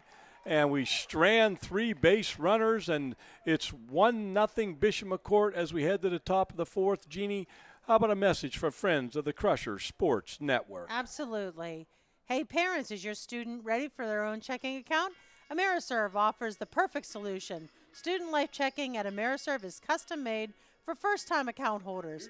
Teach your kids financial responsibility with Ameriserve's easy-to-use checking account. The Student Life Checking Account has all the great features like free mobile and online banking and a Visa check card. Visit your local Ameriserve branch to get started today. Ameriserve Bank, FDIC. Wow, that was another missed opportunity inning. Well, we stranded more than a few runners here this evening. I know that doesn't And sit that was well. my key to the game, Ralph. Can't leave people out there. You got to bring them home. Yeah, we should have at least 3 or 4 runs on the board. We're keeping Bishop Carroll in this thing, but got to play some defense and come back in and get some runs. Turner's pitching a nice game here this sure evening, is. and hopefully he can keep that up. We're in the top of the 4th, 1-0 Bishop McCourt. Bishop Carroll hanging tough in this one. And the first batter for Bishop Carroll will be number 10, Jacob Gregg, the third baseman.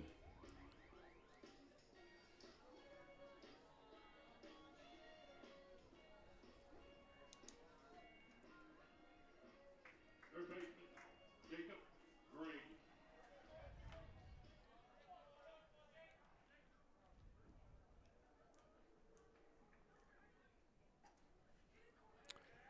One ball, no strikes to start the top of the 4th.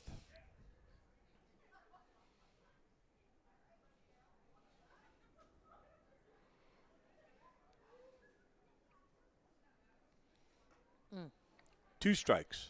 Excuse me. 1 ball, 1 strike.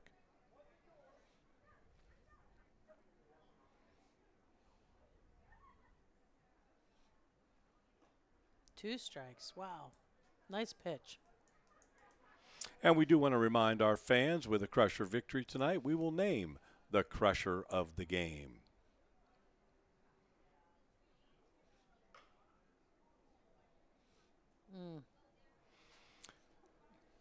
That No. ball came back and hit him, I think. Yeah, Jacob Gregg fouled that off, and that thing came back and hit him, and he's in a little bit of pain down there. And once again, we don't comment on injuries. Let's just say a prayer for the young man that he is able to shake it off and feel good about it all. 1 ball, 2 strikes here in the top of the 4th. The Crushers clinging to a lead of 1-0. And here comes Sunshine Jill. She's checking things out, huh?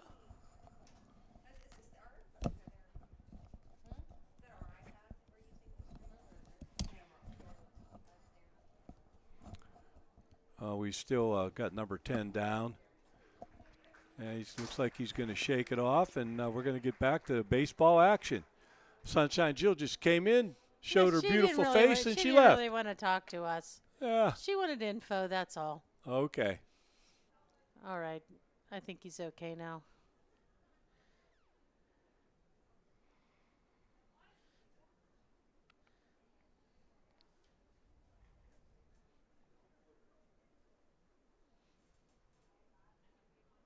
Strike 3, and that is going to be Turner's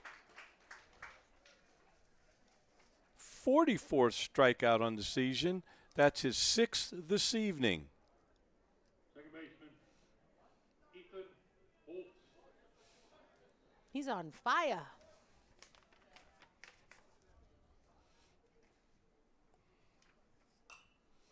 Foul ball, back out of play. This is number 1. Ethan Holtz is batting.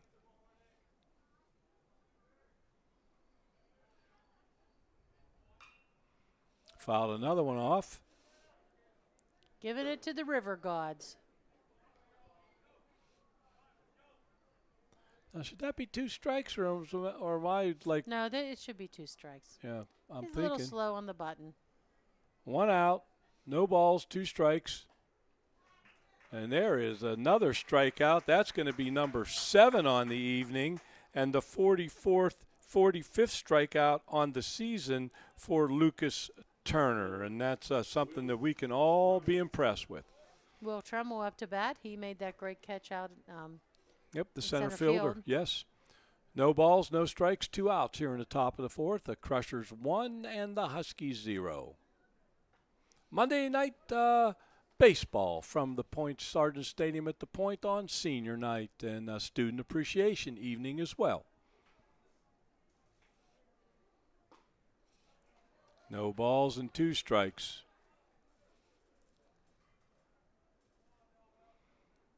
Turner's in the groove for sure, Jeannie. Whoa. Make that another strikeout, and that's 8 strikeouts this evening. And he did. That was 3 up, 3 down. Oh, wasn't it? yeah, and that's his 46th strikeout of the season. Now, we got to support that effort with some people knocking the baseball around the park and getting some runs in, huh, Jeannie? We need to get the bats moving. That's for darn sure. And we're going to the bottom of the 4th inning. And don't forget, in between the 5th inning, we're going to have the 5th inning stretch, and we're going to bring Coach Warnick in to see if he has a guess on tonight's trivia question. I'm going to beat him. I just feel it. Well, Rob. we're going to let him go first, though, Jeannie, okay? Well, I don't want him to feel slighted, all right? I don't know. I shouldn't say that. Tim knows sports. He knows football better than baseball probably, but he knows sports. Tim knows football. He knows. I'm sure he was watching the draft all weekend. As was I. It was actually entertaining this year. I caught a little bit of it, but I want to see how the guys they draft play. That's what I'm worried about. Yeah, the draft is one thing. Let's see how it ends up after the season starts.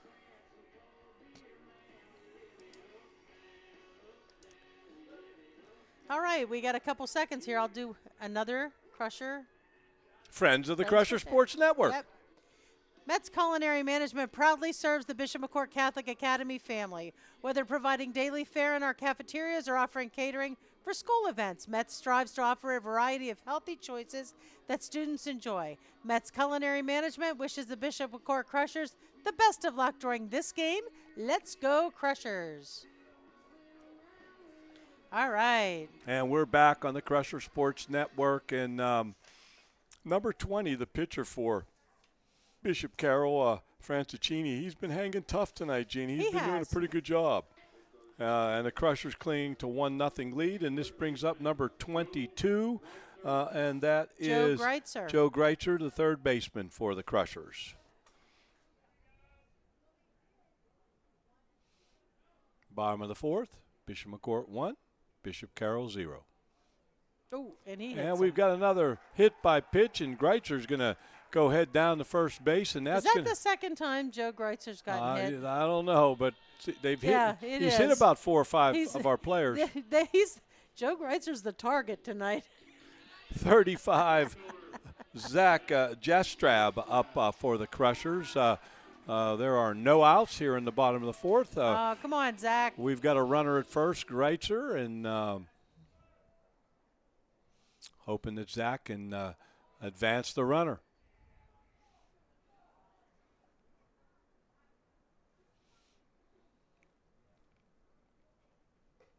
I'll tell you one thing, Jeannie, there's a big gap between center field and right field. There has been, you know what, Ralph? There has been the whole game.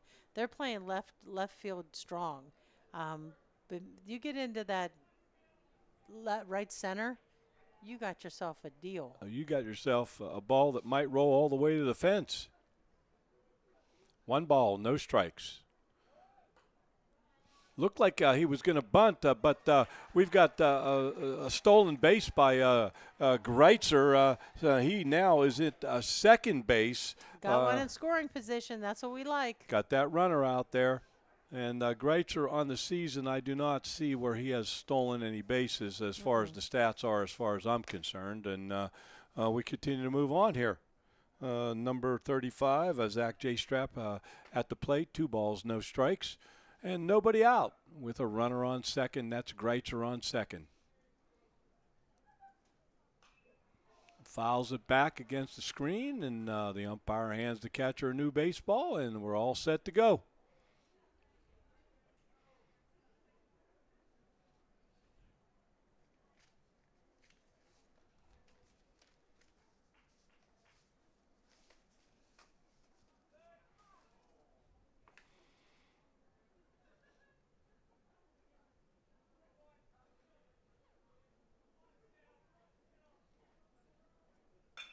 There's a shot into center field. The center fielder was playing it perfect, and they get a double play. They catch Greitzer off the base. Ho, and Bishop Carroll's hanging tough here this evening. That was a good play. I don't think Coach Files real happy about that base running.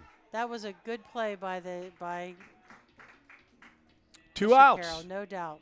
It brings up number 18 for the Crushers. That's Brent Schmidt, the designated hitter.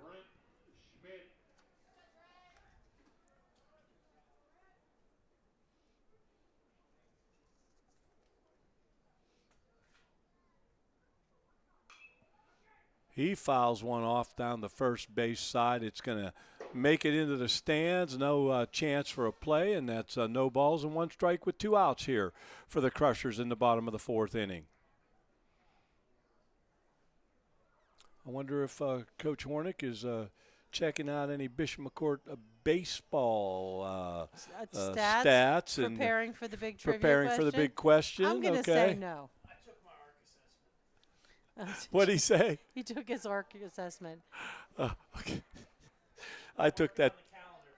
I took that test. I wish I could remember if I knew any of the right answers, to tell you the truth. Okay. I don't know if I didn't do very well. No balls, 2 strikes, 2 outs. Bottom of the 4th, 1-0 Crushers. The ARC test, for those listening, is the assessment of religious knowledge, the test that we all had to take. And 1 ball, 2 strikes.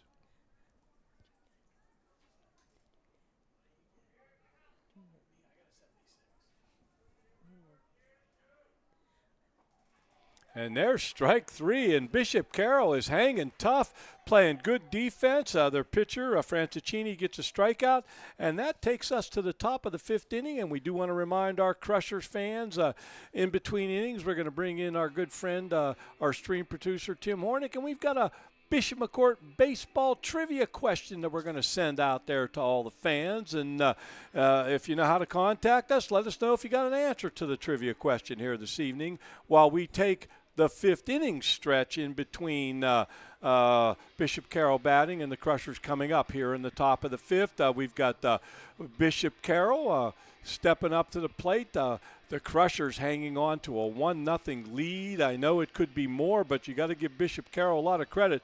They're making plays and hanging tough and staying in this baseball game, Jeannie. they sure are. Hey, Jeannie, how about a message from friends of the Crusher Sports Network? I gotcha. Good luck to the Bishop McCourt Crushers from your friends at Game Day Apparel. Stop in and see Game Day Apparel at 960 Eisenhower Boulevard for all your screen printing and embroidery needs. Dress your teams for success with the latest styles of sportswear. For the best quality with the lowest prices in the area, contact Game Day Apparel at 814-266-2114. All right. Number 2, Patrick Phillips coming to the plate for Bishop Carroll here in the top of the 5th inning. Crushers clinging to a 1-0 lead. And Bishop Carroll's keeping this one thing close. And we got to put him down here in order, Jeannie. We got to get in and get some runs here, you know? 29-0-0-0-9.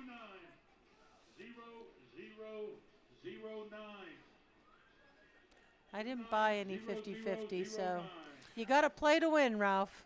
Yep, I got some thank yous too, Jeannie. I want to thank our athletic director, Erica Strittmatter, Coach Fowl, for helping us out, getting some information. Of course, our athletic director, Erica Strittmatter, also trying to get some information for us from Bishop Carroll as well. And we appreciate that, and we thank everybody for helping us here on the stream and getting us on the air this evening. Special shout out to Darren Butchko, who came down before his son's baseball game and set all the equipment up for us. Little shout out to I Mr. know. Butchko.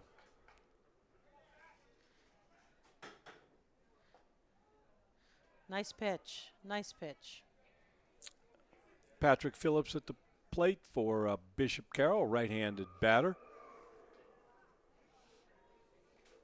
Lucas Turner got himself in a pretty decent groove, throwing more strikes than balls. It's 1-1, 1 ball, 1 strike to the batter at this time here in the top of the 5th inning.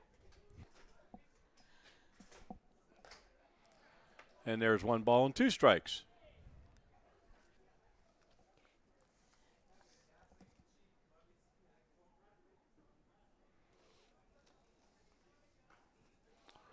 Whew. And That hit right off his knee again. Wow.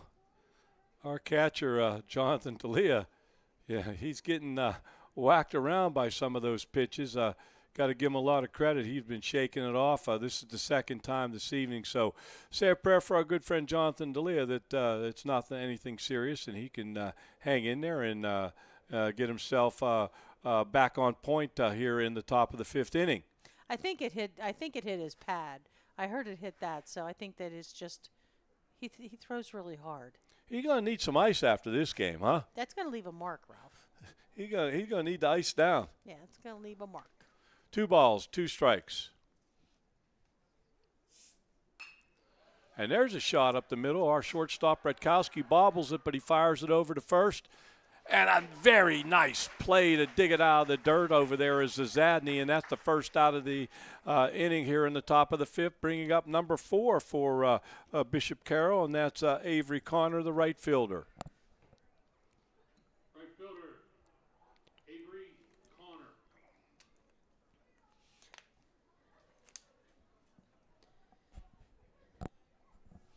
You know, I always have to ask, long pants or short pants? Yeah. I like the Strike short one. pants. I like the traditional look. I do too. That's baseball. I like the socks. Crushers have a very kind of all black here this evening with gold trim, and they've got that traditional look. The socks pulled up pretty high. Looking good here this evening. And we've got no balls, 2 strikes, 1 out here in the top of the 5th.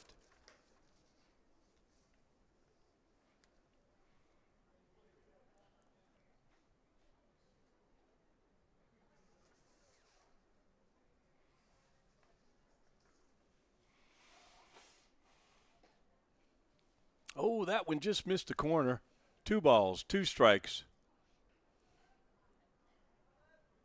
I believe it should be 2 balls and 2 strikes. Yes. They're a little slow on the button, Ralph. It's all right. And There there's we a go. strikeout. That's number 9 tonight, and that is the 47th strikeout on the season. We still have innings to go. First baseman, Matt Zernick. Number 8, Matthew Zernick, the first baseman, now batting for Bishop Carroll.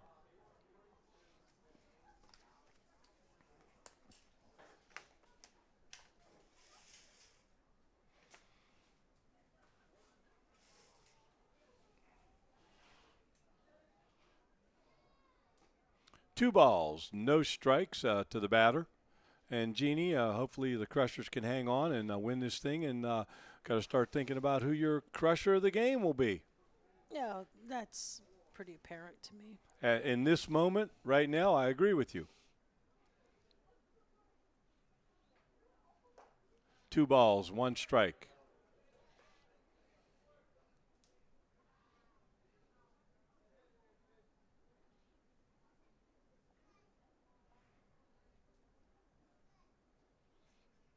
Oh, and we hit the batter, and number 8 is going to take his base, and Lucas Turner. That one's going to leave a mark, too. That's the 6th batter that he's hit this season. Yeah.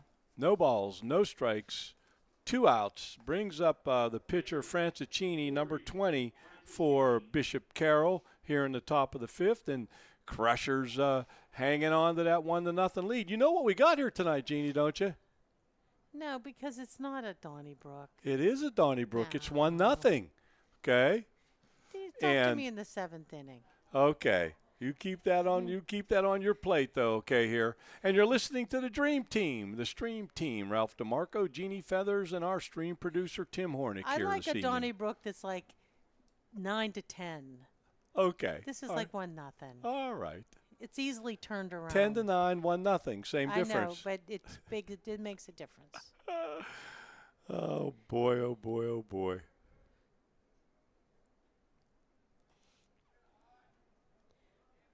One ball, no strikes. Lucas only has 65 pitches. You got to wonder how long Coach Fowl will keep him out there. And that one's fouled off, out of play. I believe that one's going to make it to the river. Mm-hmm. 1 ball, 1 strike, 2 outs here in the top of the 5th inning. Crushers 1, Huskies 0. Sacrifice to the river gods. I said if they ever dredged that river, can you imagine how many baseballs? 1 ball, 2 strikes, 2 outs. I'm sure they would find many baseballs.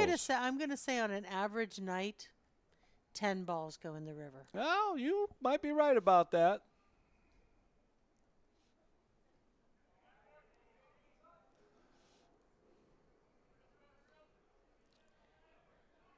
I believe that one was fouled off, Jeannie.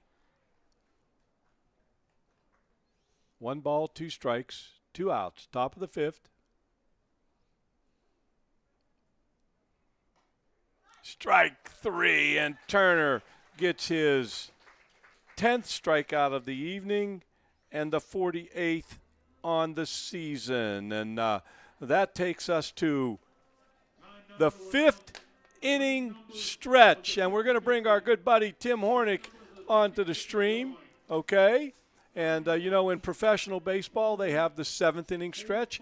Here at Bishop McCourt Baseball, we have the 5th inning stretch. And we're going to take a little break here right now. And we have a Bishop McCourt baseball trivia question. But before we get to that, Mr. Hornick, welcome to the Dream Team, the Stream Team. You're in the dream, brother. Thanks, Ralph. Appreciate you putting me on the spot here. Well, it won't be the last time, Mr. Hornick. It won't be the last time, okay? Okay, so we have a trivia question about Bishop McCourt baseball. Don't jump out and say any answers yet. How many District 6 baseball championships have been won by Bishop McCourt? And we thank Mr. DeFazio for the question and the answer. Oh, it's on the T-shirt they just did. What is it, 13? 10? You're Luke. 10? Yeah, well, I'm going to give Jeannie a chance to. It's 10. And the answer tonight's how many District 6 baseball championships have been won at Bishop McCourt? The answer is 10, and that's tonight's I thought it was low. Tonight's Bishop McCourt baseball trivia question as we work our way through the middle of the 5th inning, the 5th I have inning one stretch. for you, Ralph. Go ahead, fire away. What year did Bishop McCourt win the state championship title? Oh, I know that answer. I do too. Go ahead. 2012. 2012. So, Mr. Hornick, your thoughts here before we rip that headset off of you, okay? What do you think about the game so far?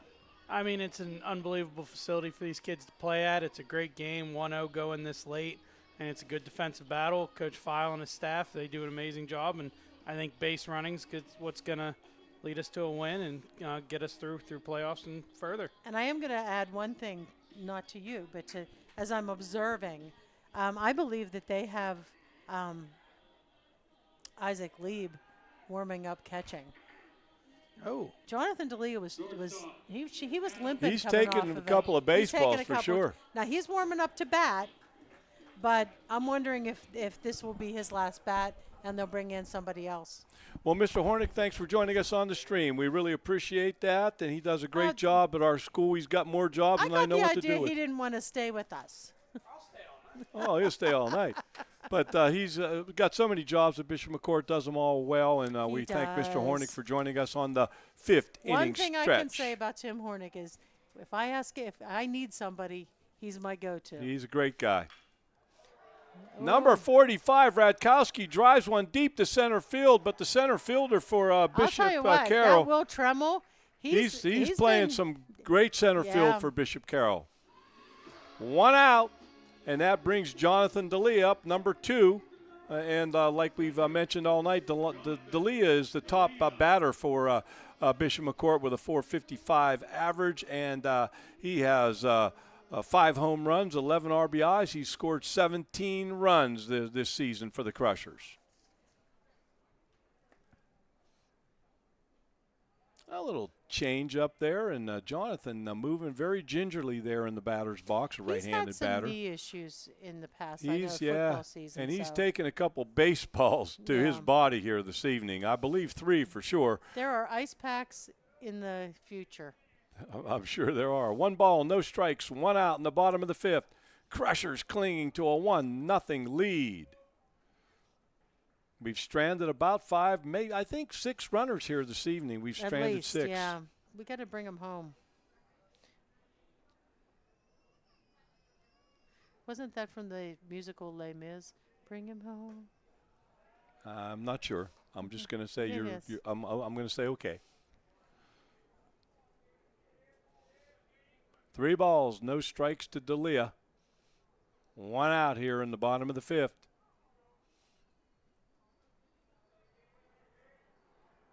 Come on, John. D'Elia drives one into center field. This one's going to drop in there, and D'Elia's going to have a single. And you got to wonder if Coach File's not going to get a pinch runner in here. Runner in there, yep. I believe that's Sean Sackmar. Maybe. Oh, Nate Denhart. Yep, that's number 11. I thought it was a 1-3, but it's a Nate 1-1. Denhart, the son of the guidance counselor Bishop McCourt, Mr. Denhart. And Nate is on first base. D'Elia is going to take a little break on the bench, and that brings up number 27 for the Crushers, and that's Lucas Turner, the pitcher, having himself a great night on the mound. He can help himself out here with a little shot somewhere. How about we hit like that, one of those baselines, and that thing rolls a long way. 1 ball, no strikes, 1 out in the bottom of the 5th. Crushers 1, Huskies 0. 1 out. Lucas hit one out of the park last week. Oh, that's 2. No, I don't think that was a ball. I thought he called that a strike. The scoreboard says 2 balls, no strikes.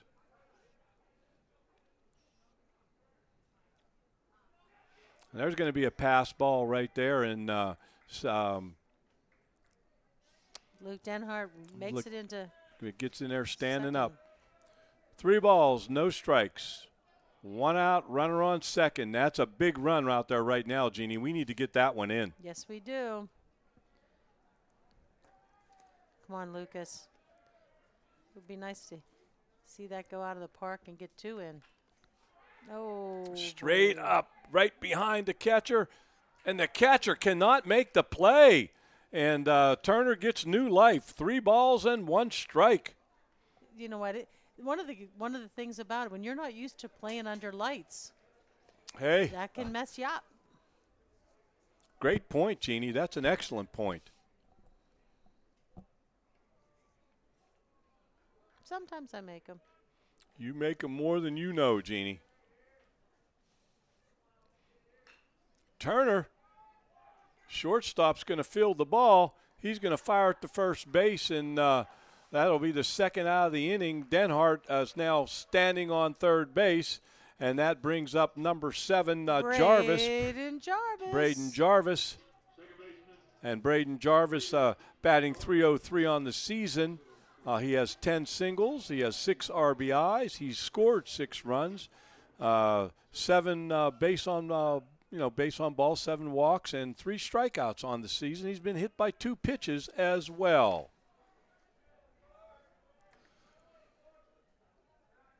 Everybody takes a little break here. Now we're back in action.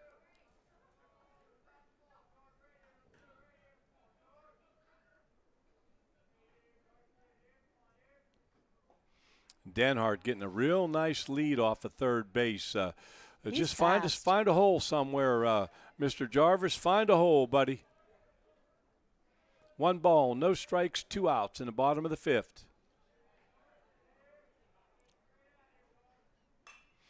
And he fires at the right field, but the right fielder makes the play, and that's 3 outs, and we're going to go to the top of the 6th.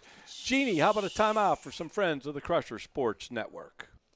It's another exciting season of high school sports, and the Crushers are ready to roll. McEnany Brothers is proud to support the Crushers in their long-standing sports tradition. Show everyone that pride, loyalty, and tradition is the Crusher way. Good luck to the players, coaches, and all Crusher athletes from McEnany Brothers. Go Crushers!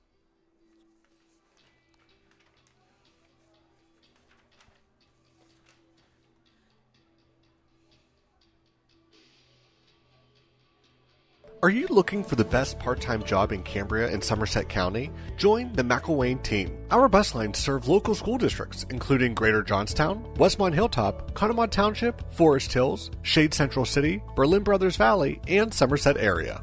This extremely rewarding part-time job provides great supplemental income. As a McElwain team member, you will enjoy clean, new equipment, as well as holidays, weekends, and summers off. Apply online today or call 814-288-1594. For me, being a part of the 6 News team, it's a privilege. It's a responsibility not only to our viewers, but to those who came before us. Always showing up, following leads, getting both sides of the story. It's the foundation of 6 News, knowing we delivered on our promise to you. Coverage you can count on. I'm Jen Johnson. Thanks for choosing 6 News, and thank you for celebrating 75 years of WJAC TV with us.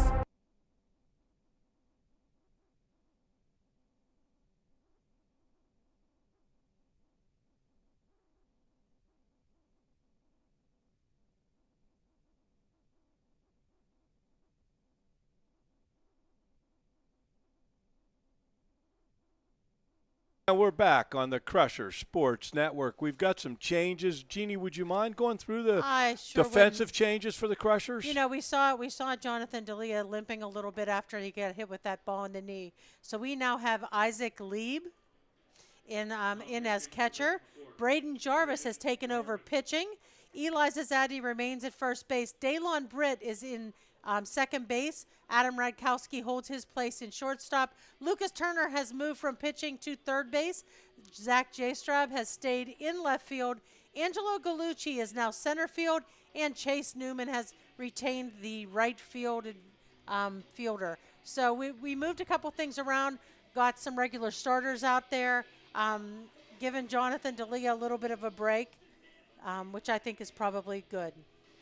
And Lucas Turner finishes the game with 10 strikeouts, which brought him to 48 on the season. And hopefully, if nothing else, Jarvis can help us hang on to this lead here this evening as the Crushers are up 1-0 as we move into the top of the 6th inning. Bishop Carroll batting, down 1 run. Braden's been pitching pretty well, so. Number 12 is batting for Bishop Carroll. That's Preston Gillen, the shortstop. And Gillen has an on-base percentage of .438, so he is able to get on base. He fouls that one down the third base line. He's probably one of the better hitters for Bishop Carroll based on the stats that we have. We have an 0-2 count. 0-2 count, first batter, no outs. Braden Jarvis comes into the game, 17 innings pitched, 2 wins, no losses, and his ERA is 3.7. Another foul off by Gillen, and that one, I don't know if that one may make it to the river as well. Taking a swim break. Nice pitch. I'm not sure what's going on there. That was strike 3. I think it might have nipped his bat a little. I don't know. He was running. I didn't know why he was running, because even if it was a. Well, we got one out here in the top of the 6th. That's all that matters. And number 6 comes to bat for Bishop Carroll. That's Colin Myers. He's the catcher.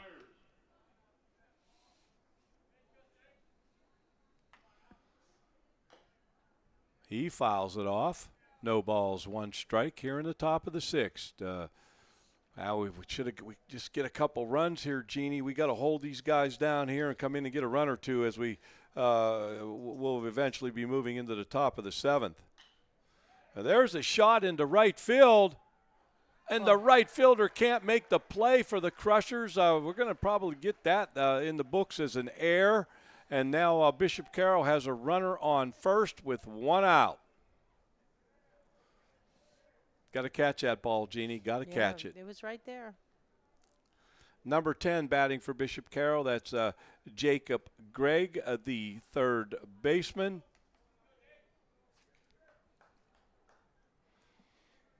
Jarvis on the mound, right-handed pitcher working from the stretch. Pitching to a right-handed batter.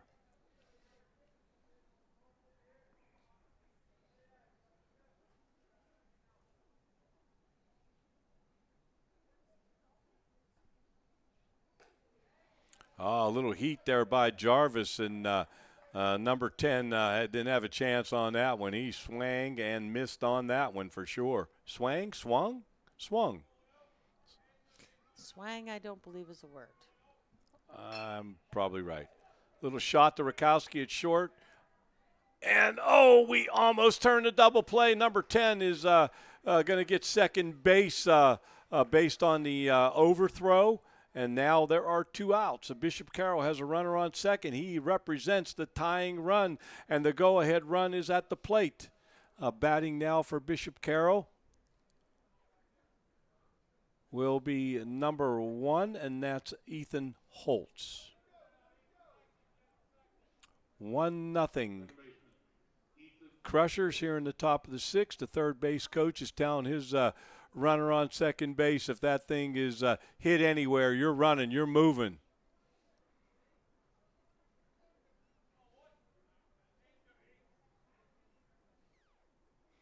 Jarvis takes a little step off the mound, off the rubber, and now he's back at it. Trying to hold that runner at second base for Bishop Carroll, who represents the tying run. And there's another shot into right field, and that one's going to drop. There's going to be a play at the plate. Oh, my gosh, he's safe. What a great throw from the right fielder.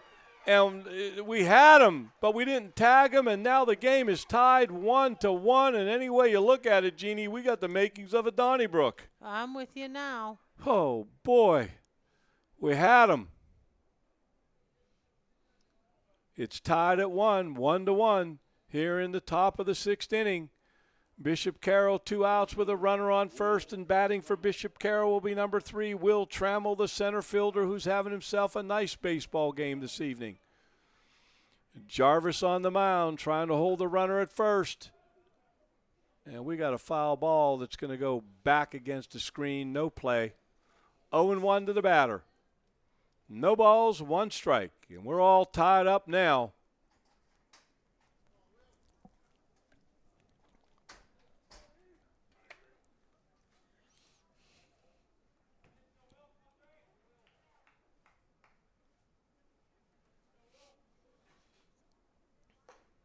And that's ball, strike 2, no balls, Come 2 on, strikes Braden, to you the gotta batter. get out of this right now. Baseball game is tied at 1.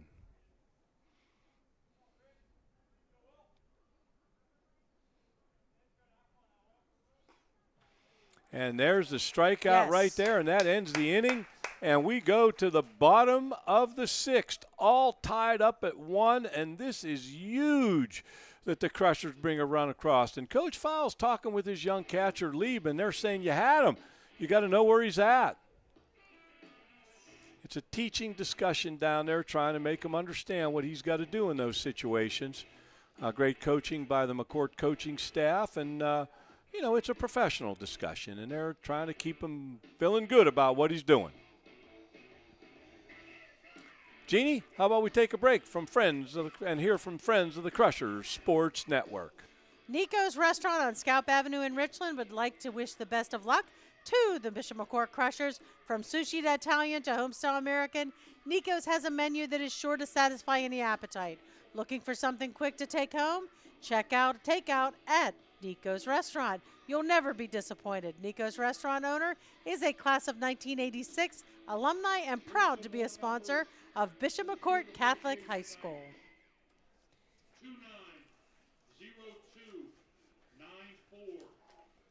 I keep thinking they keep announcing numbers. I'm like, how many 50-50 did they do? I keep forgetting. I don't know if anybody. It's student appreciation night. Oh yeah, that's right. There's exactly, Jeannie. Good call. Good call. Have those numbers report to the press box. So here we are in the bottom of the 6th. We are all tied up. We're all tied up. Number 20, Corey Francicini, the pitcher for Bishop Carroll, who is their top pitcher, is hanging tough, man. He's hanging tough out there on the pitcher's mound. This game is tied, and the Crushers need to get ourselves at least 1 run in here as we're in the bottom of the 6th inning and put a little pressure on Carroll to start the top of the 7th. Batting for Bishop McCourt is number 8, Eli Zazadny, the first baseman for the Crushers. batting .242 on the season. His on-base percentage is .359. Okay, Eli. Come on, buddy.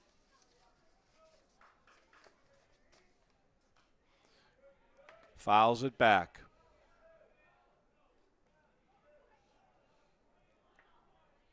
So the score of that softball game was 22-1. Go Crushers. That's what I'm saying. You go, girls. That wasn't a Donnybrook, huh? Oh, nope.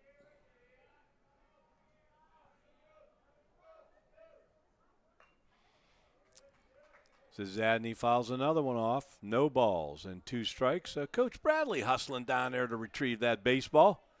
He's checking it out, see if it's worthy to put back in the game. He sticks it in his pocket, and on we go. No balls, 2 strikes to Zadney.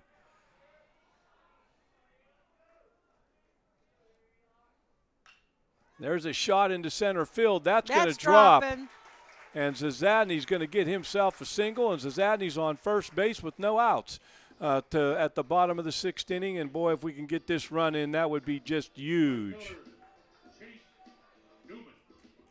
And this is number 10, Chase Newman, now batting for the Crushers. Now, Bishop Carroll's going to have a little chat with the infield and the pitcher, and they're going to discuss this situation here. Number 20, Francis Cheney's pitching himself a pretty darn good baseball game tonight. I'm going to look to see how many pitches he has. I know he's not at where he has to leave, but he's got 78 pitches under his belt. That's a good night. Absolutely. Okay, Chase is 0-2 tonight. This is his chance to bring it on. Runners, let's get runners on bases, and then let's put some hits on the field, and let's get some runs in here as we're in the bottom of the 6th, all tied at 1. Not the way I think that many of the Crusher fans thought this one would go, but Bishop Carroll fans are pumped and excited, on the verge of hanging in there with Bishop McCourt, a top-notch baseball program in this entire region, state. Fire down to first base, and Zadney gets back safe. Number 6, the catcher for Bishop Carroll, Colin Myers, trying to get Zadney napping down there at first base. 1 ball, no strikes, no outs. Bottom of the 6th, all tied at 1.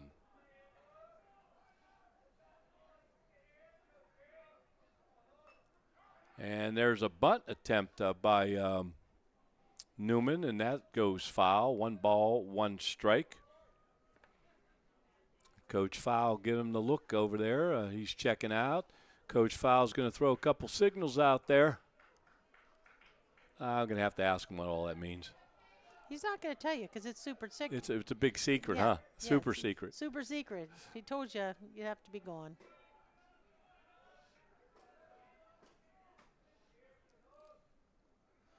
Attempts a bunt there, and that ball goes through. And Zadney hustles down to second base, makes the turn, but Coach Fowl holds him there. We've got the go-ahead run on second base, Jeannie. 2 balls and 1 strike. Bishop Carroll sets themselves defensively.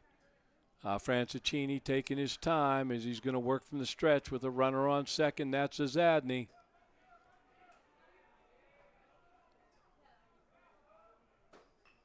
And Newman attempts a bunt again, and he fouls it off. 2 balls, 2 strikes.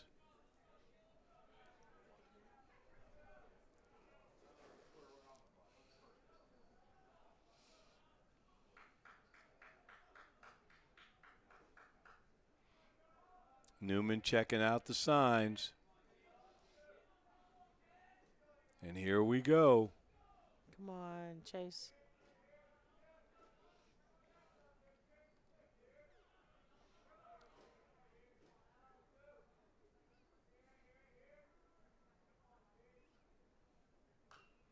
Newman hanging tough, fouls that one off. They're very conscious of Zadney on second base, both the shortstop and the second baseman trying to hold him on, which then opens up some holes in the infield. You can get out of position trying to hold that runner at second base, and we'll see how it all shakes out. Wow. A lot of room to hit the baseball.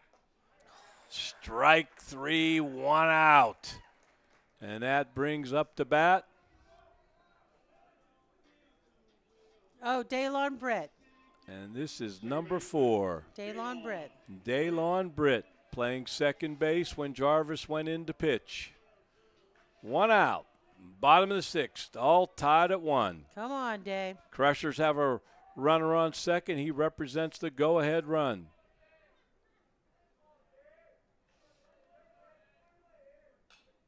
And Britt fouls it off. 0-1.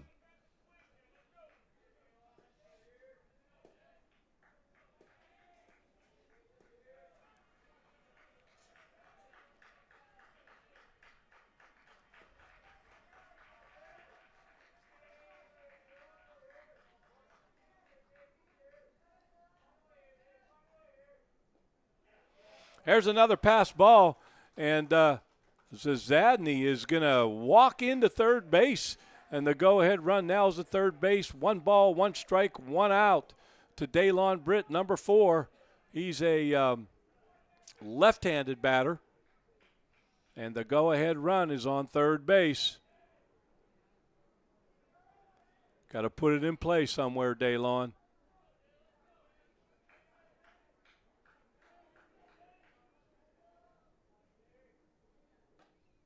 And that's a ball outside, 2 balls, 1 strike.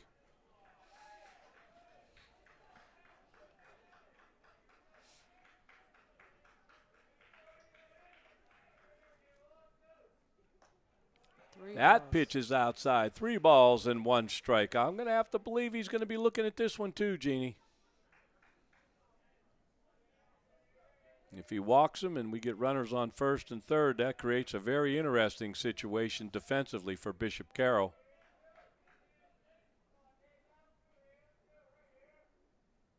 And there's ball 4. Coming up to bat is Eric Radkowski. Eric Radkowski coming up to bat. 1 out. Britt at first. Zadney at third. And I believe Eric will come in as designated hitter. Eric Radkowski stepping up to the plate, number 3. And now Bishop Carroll's going to get another timeout and get a little powwow. Franchetti has 90 pitches now. I'm wondering if they're going to give him a break or. It sure looks that way. Yep. You got to give him a lot of credit. Corey Francicini, number 20 for Bishop Carroll, pitched himself a heck of a baseball game here this evening against the Crushers. Got himself in a little trouble here in the bottom of the 6th with runners at first and third with 1 out. And now Bishop Carroll's going to, I believe, change pitchers. Yeah, they're going to be bringing in the shortstop, Preston Gillen. Number 12, Preston Gillen, coming off the shortstop position to come in to pitch. Now pitching for Bishop Carroll, Preston Gillen. Well, he's warming up, Jeannie, how about a message from friends of the Crushers Sports Network? For sure.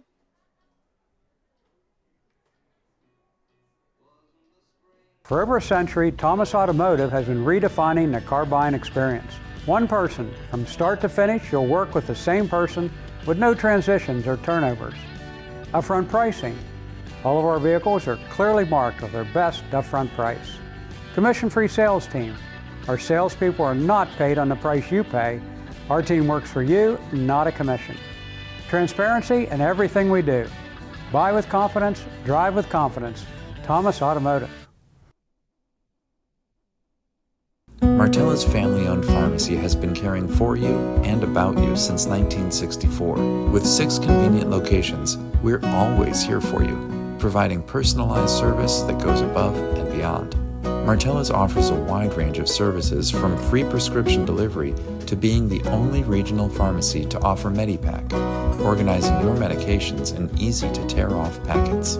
Martella's, caring for you and about you since 1964. Okay, we are back. Warm-up is over. Coming up to bat, Eric Radkowski for the Crushers.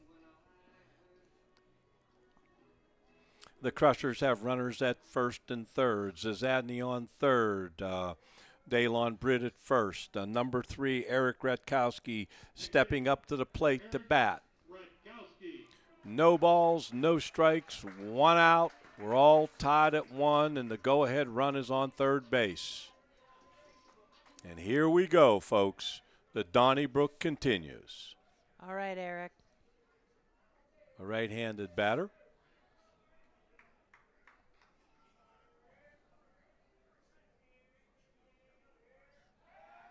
Woof. They almost caught Britt a little bit too long of a lead off, but he's able to get back in there. He's quick like a bunny. Back over to first. And he gets in safe. And you don't want to throw it away here. Be careful how many times you put it over there.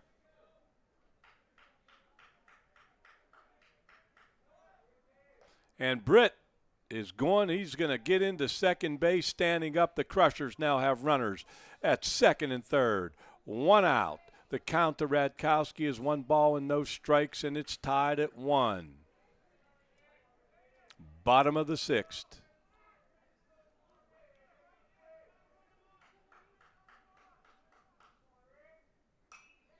Radkowski fouls it off.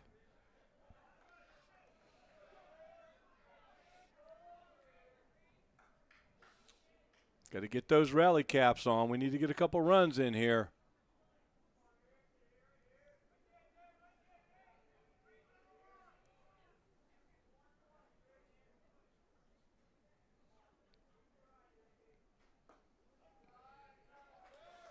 Okay, 1 and 2. Come 1 on, ball, Eric. 2 strikes to Radkowski.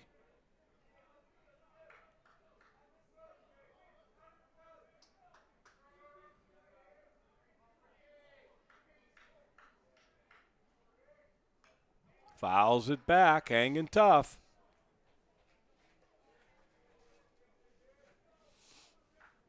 I believe number 6 is on deck for us. Angelo Gallucci. Angelo Gallucci now in center field.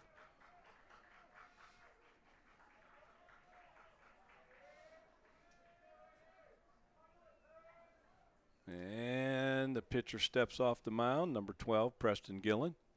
And now the pitcher and catcher are going to have a little chat. Gillen, the pitcher, and Colin Myers, the catcher. They're going to try to be sure they're both on the same page as they pitch to Radkowski. 2 balls and 2 strikes to Radkowski. Hit it on the ground somewhere, brother. Hit it on the ground. Or hit it really far. Exactly. I'll take really far, too.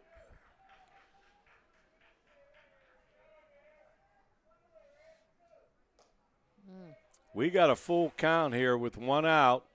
I think the runners will be a bit cautious depending on where the ball is hit, if he does hit it. Come on, Eric. He fouls it back, hanging tough.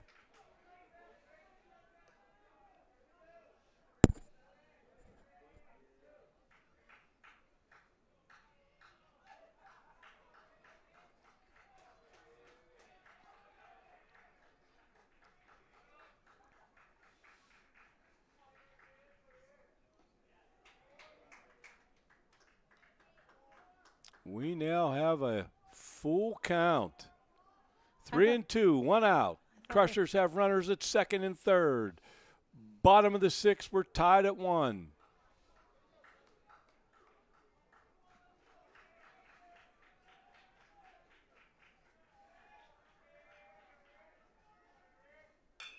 He hits it to the shortstop. He bobbles it, and the go-ahead run scores.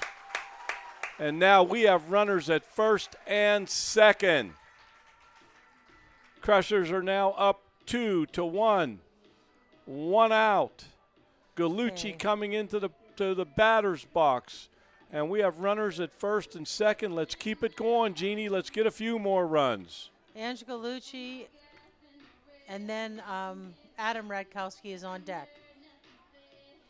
Angelo Gallucci on the season has 12 hits and 31 at-bats. He's batting .387. He has 11 singles, 1 triple. 6 RBIs, and he has scored 7 runs as Gallucci comes up to the plate.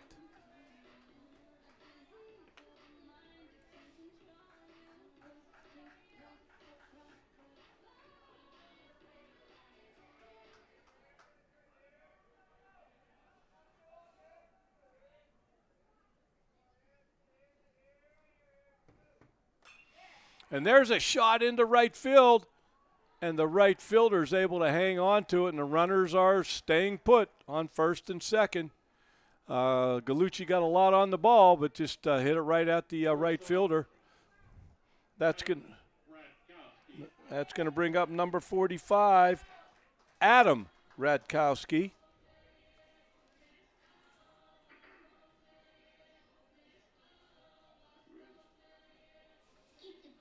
Adam Radkowski is 13 hits and 40 at-bats, batting .325, on-base percentage .364, and he has 12 singles and 4 RBIs.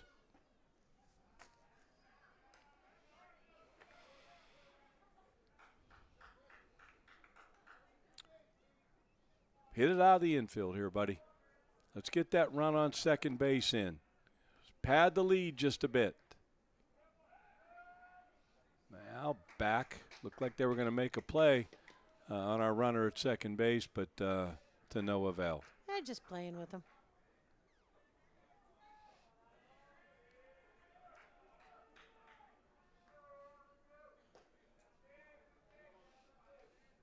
Ball 2. No strikes. 2 outs. Crushers are now up 2-1 in the bottom of the 6th.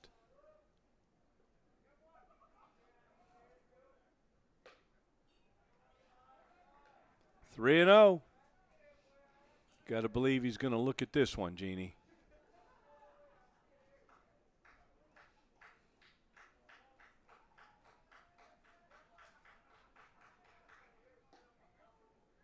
Strike one. 3 balls, 1 strike, 2 outs.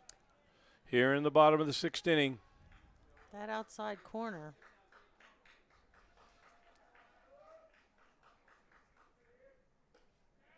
And now the bases are loaded. And who comes up to bat? Jonathan D'Elia. Jonathan D'Elia up to bat.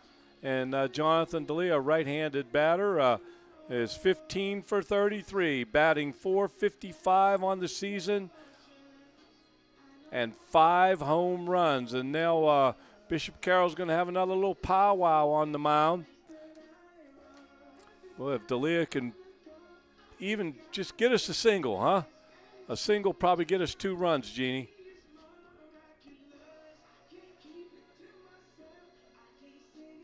Got to give the Bishop Carroll coaching staff. They had their guys ready to play tonight, and they're doing a great job of coaching their team. Not taking anything away from our Crusher coaching staff because they are an outstanding staff as well.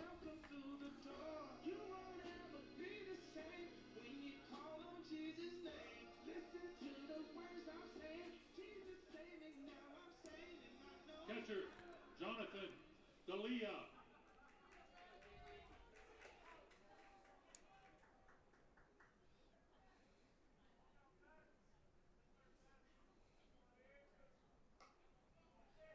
One ball, no strikes. If they walk them, we'll take the run, I'll huh, take Jeannie? a walk.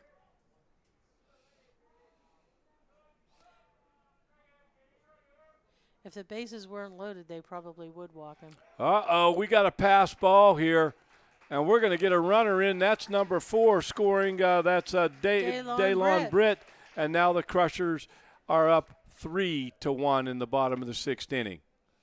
We now have runners at second and third, and D'Elia is still batting. Count on D'Elia is 2 balls and no strikes. We've got 2 outs.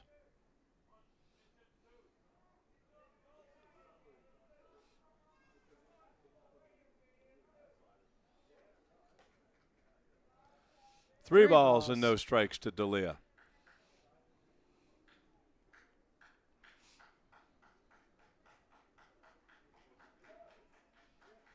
Crusher dugout coming alive. And they walked him, and you got to believe they're going to get a pinch runner for D'Elia. Yeah, He's a little they'll banged up send tonight. Nate back out. Yeah, Nate Denhart will go back out to run for John D'Elia.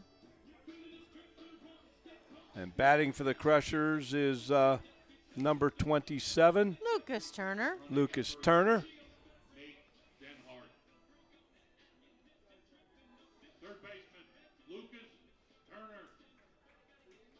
He can completely change this baseball game with a base hit Get a here, good- Jeannie. Well, get a good pop.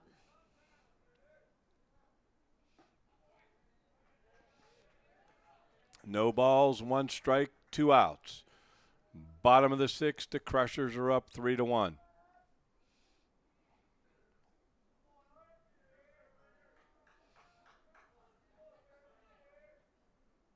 Ooh.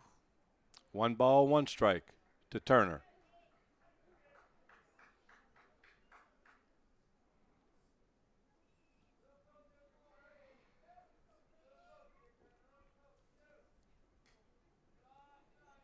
Two balls, 1 strike to Turner.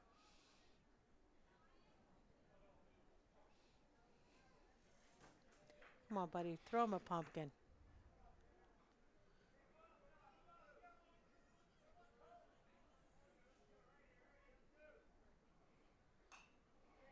Turner fouls it off back against the screen. 2 balls, 2 strikes, 2 outs. Crushers have the bases loaded here in the bottom of the 6th. Crushers are up 3-1 as they brought 2 runs in here in the bottom of the 6th inning.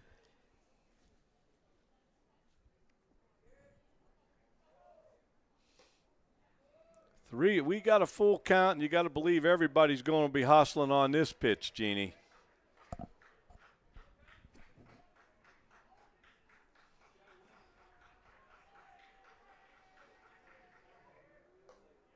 And there's ball 4, and he walks in the 3rd run of the inning, and the Crushers go up 4-1, and that's Radkowski, who I believe just scored the run. That's number 3, Eric Radkowski, and that brings up number 7, Braden Jarvis, who is pitching at this point, and Jarvis batting .303 on the season.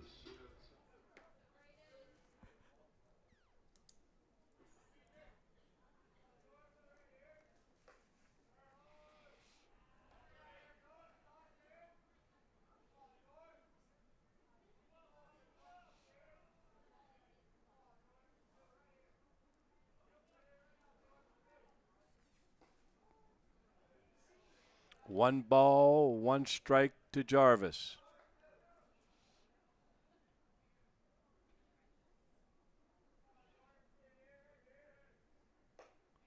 All the Crushers getting some pretty decent leadoffs, Jeannie. Well, 2 outs. You run.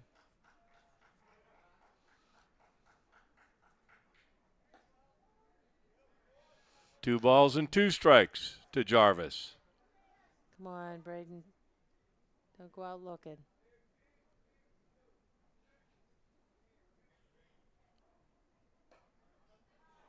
Full count, 3-2. Everybody will be hustling for sure, Jeannie. Mm-hmm.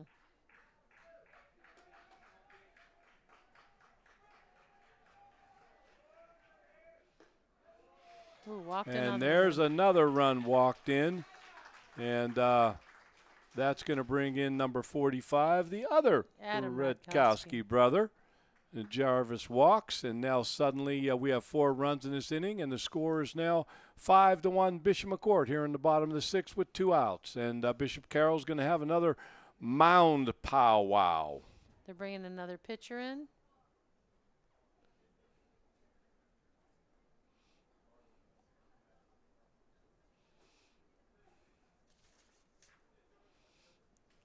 Believe it's number 10, Jacob Gregg, if I'm seeing correctly. Well, this will be the second pitcher of the inning for Bishop Carroll.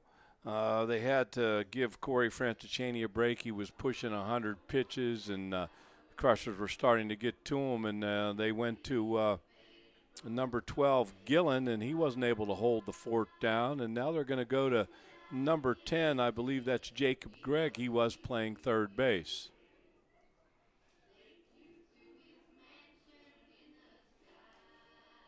When you're 2-10, that Bishop Carroll is obviously 2-10. I would think that your pitching depth is not that deep, you know, Jeannie? Yeah.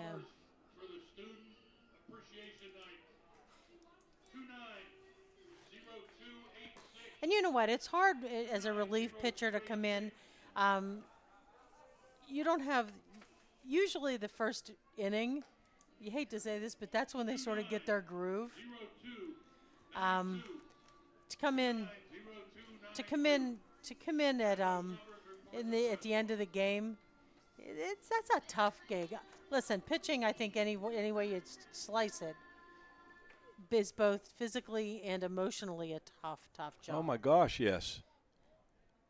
Well, stepping in with the bases loaded is Eli Zazadny, number 8, a right-handed batter, and Coach Fowl is giving directions to everybody, and here we go. Eli Zazadny with the best walk-up song. Ooh. And he's hit by pitch, and that's going to bring another run in. And now that's the 5th run of the inning, and the Crushers go up 6-1. When he was warming up, he was pitching wide to the left, and that's exactly what he did right there, and hit Zazadny. That brings up number 10. That's Chase Newman going to step in and bat with the bases loaded. The score is Bishop McCourt 6 and Bishop Carroll 1 here in the bottom of the 6th inning with 2 outs. Yeah, he's going inside quite a bit. 1 ball, no strikes.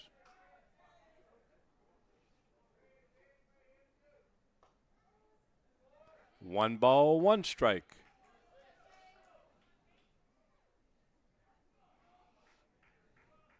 They have somebody in the bullpen. There it is, hit down to third base. He's going to go over to first, and they get the 3rd out. And we're going to go to the top of the 7th. And, Jeannie, how about a message from friends of the Crusher Sports Network? Experience the difference at First Summit Bank. Open a First Perks checking account today. With First Perks Checking, you can choose the account that's right for you and start saving money on things you're already paying for. Perks include roadside assistance, available 24/7 to give you peace of mind while on the road. Phone broken or stolen? You're covered with repair or replacement with cell phone protection. First Summit Bank, connecting you to more than just your money.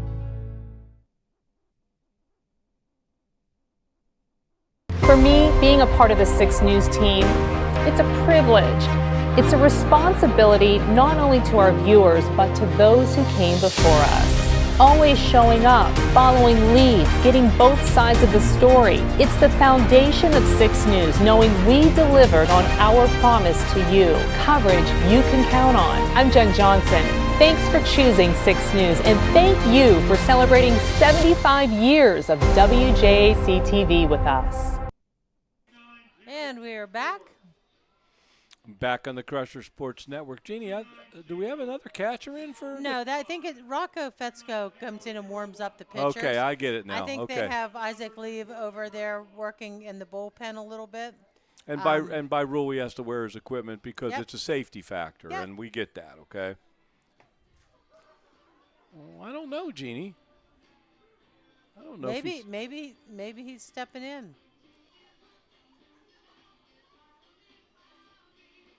Okay, yeah, they're making a change. They're.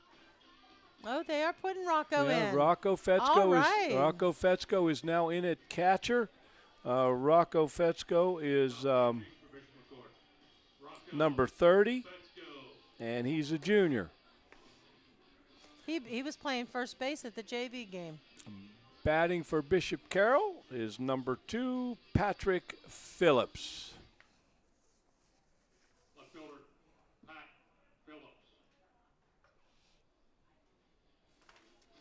Well, the Crushers are up 6-1 here in the top of the 7th inning. Fetzko and Jarvis are having a little chat so that they're on the same page. Carroll kind of built a little bit of a hole for themselves in the bottom of the sixth, but the Crushers got to just get them out and win this baseball game. 6-1 here in the top of the seventh.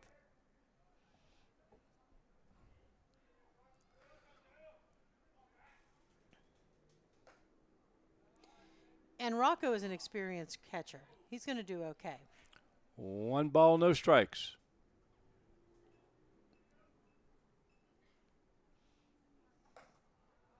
Two balls, no strikes. Come on, Braden. Bring it down. Just throw strikes, Braden. We're up 6-1. We'll play some good defense behind you. 2 balls and 1 strike.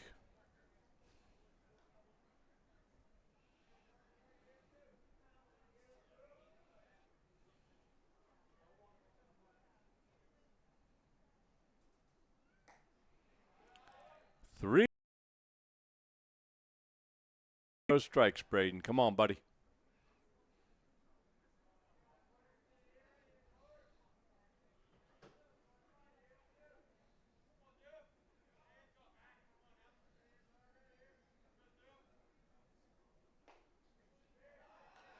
And that's ball 4. And now Bishop Carroll has a runner on first base. That's number 2, Phillips. They're down 6-1, and coming up to bat is number 4, Avery Connor, the right fielder. Right fielder, Avery Connor.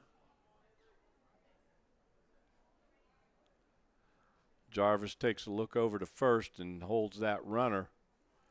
I don't know if Bishop Carroll's going to be stealing any bases. They need base runners. And that one's fouled back. No balls and 1 strike. Thank goodness for that net. I hear you. There's a lot of missing teeth if it wasn't there.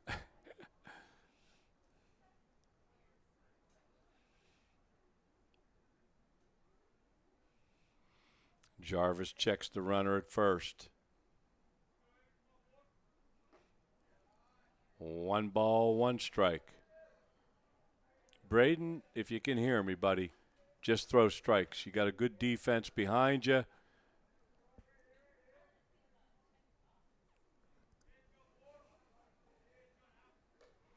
And there's 2 balls and 1 strike. That pops out of the catcher's glove. And I believe that's Phillips who gets an easy trot down to second base with the pass ball. Bishop Carroll now has a runner on second. There are no outs, and the count to the batter, number 4, Connor, is 2 balls and 1 strike.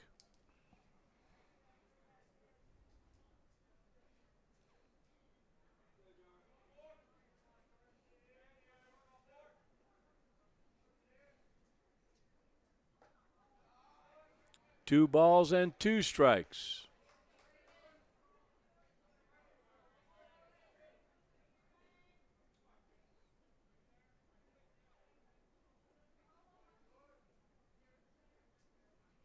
Strike 3. 1 out here in the top of the 7th. Carroll's got a runner on second. Jarvis gets the strikeout, and that brings up number 8, and that's Matthew Zernick, the first baseman for Bishop Carroll. First baseman, Matt Zernick.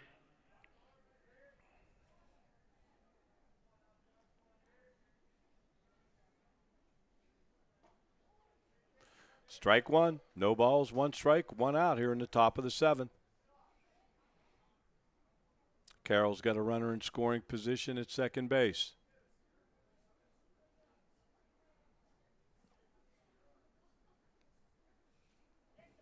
And the ball gets through. Now Phillips trots into third base. 1 ball, 1 strike, 1 out. Got to get outs, fellas. We need outs.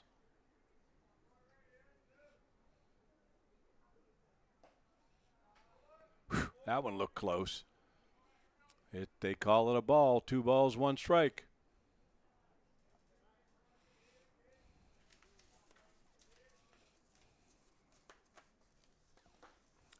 Strike 2. 2-2.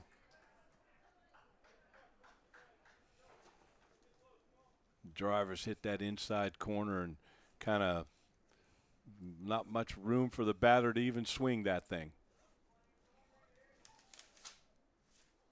And there's another strikeout, 2 in a row for Jarvis. And now it's 2 outs in the top of the 7th.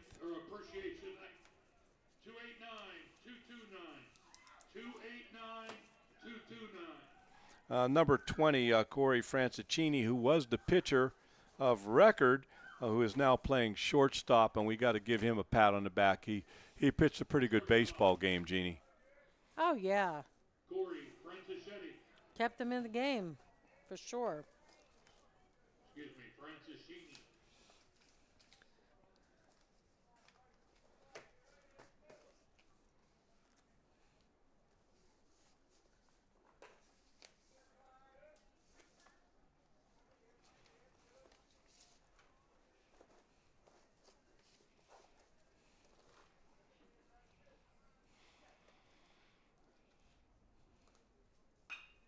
Right back to Jarvis. He does a nice job, filled a little underhand toss, and Bishop McCourt wins the baseball game 6-1, and the Crushers advance to their record to 8-5, and a big win for the District 6 standings. Jeannie, what are you thinking about Crusher of the game? Well, there's no doubt in that. It was Lucas Turner.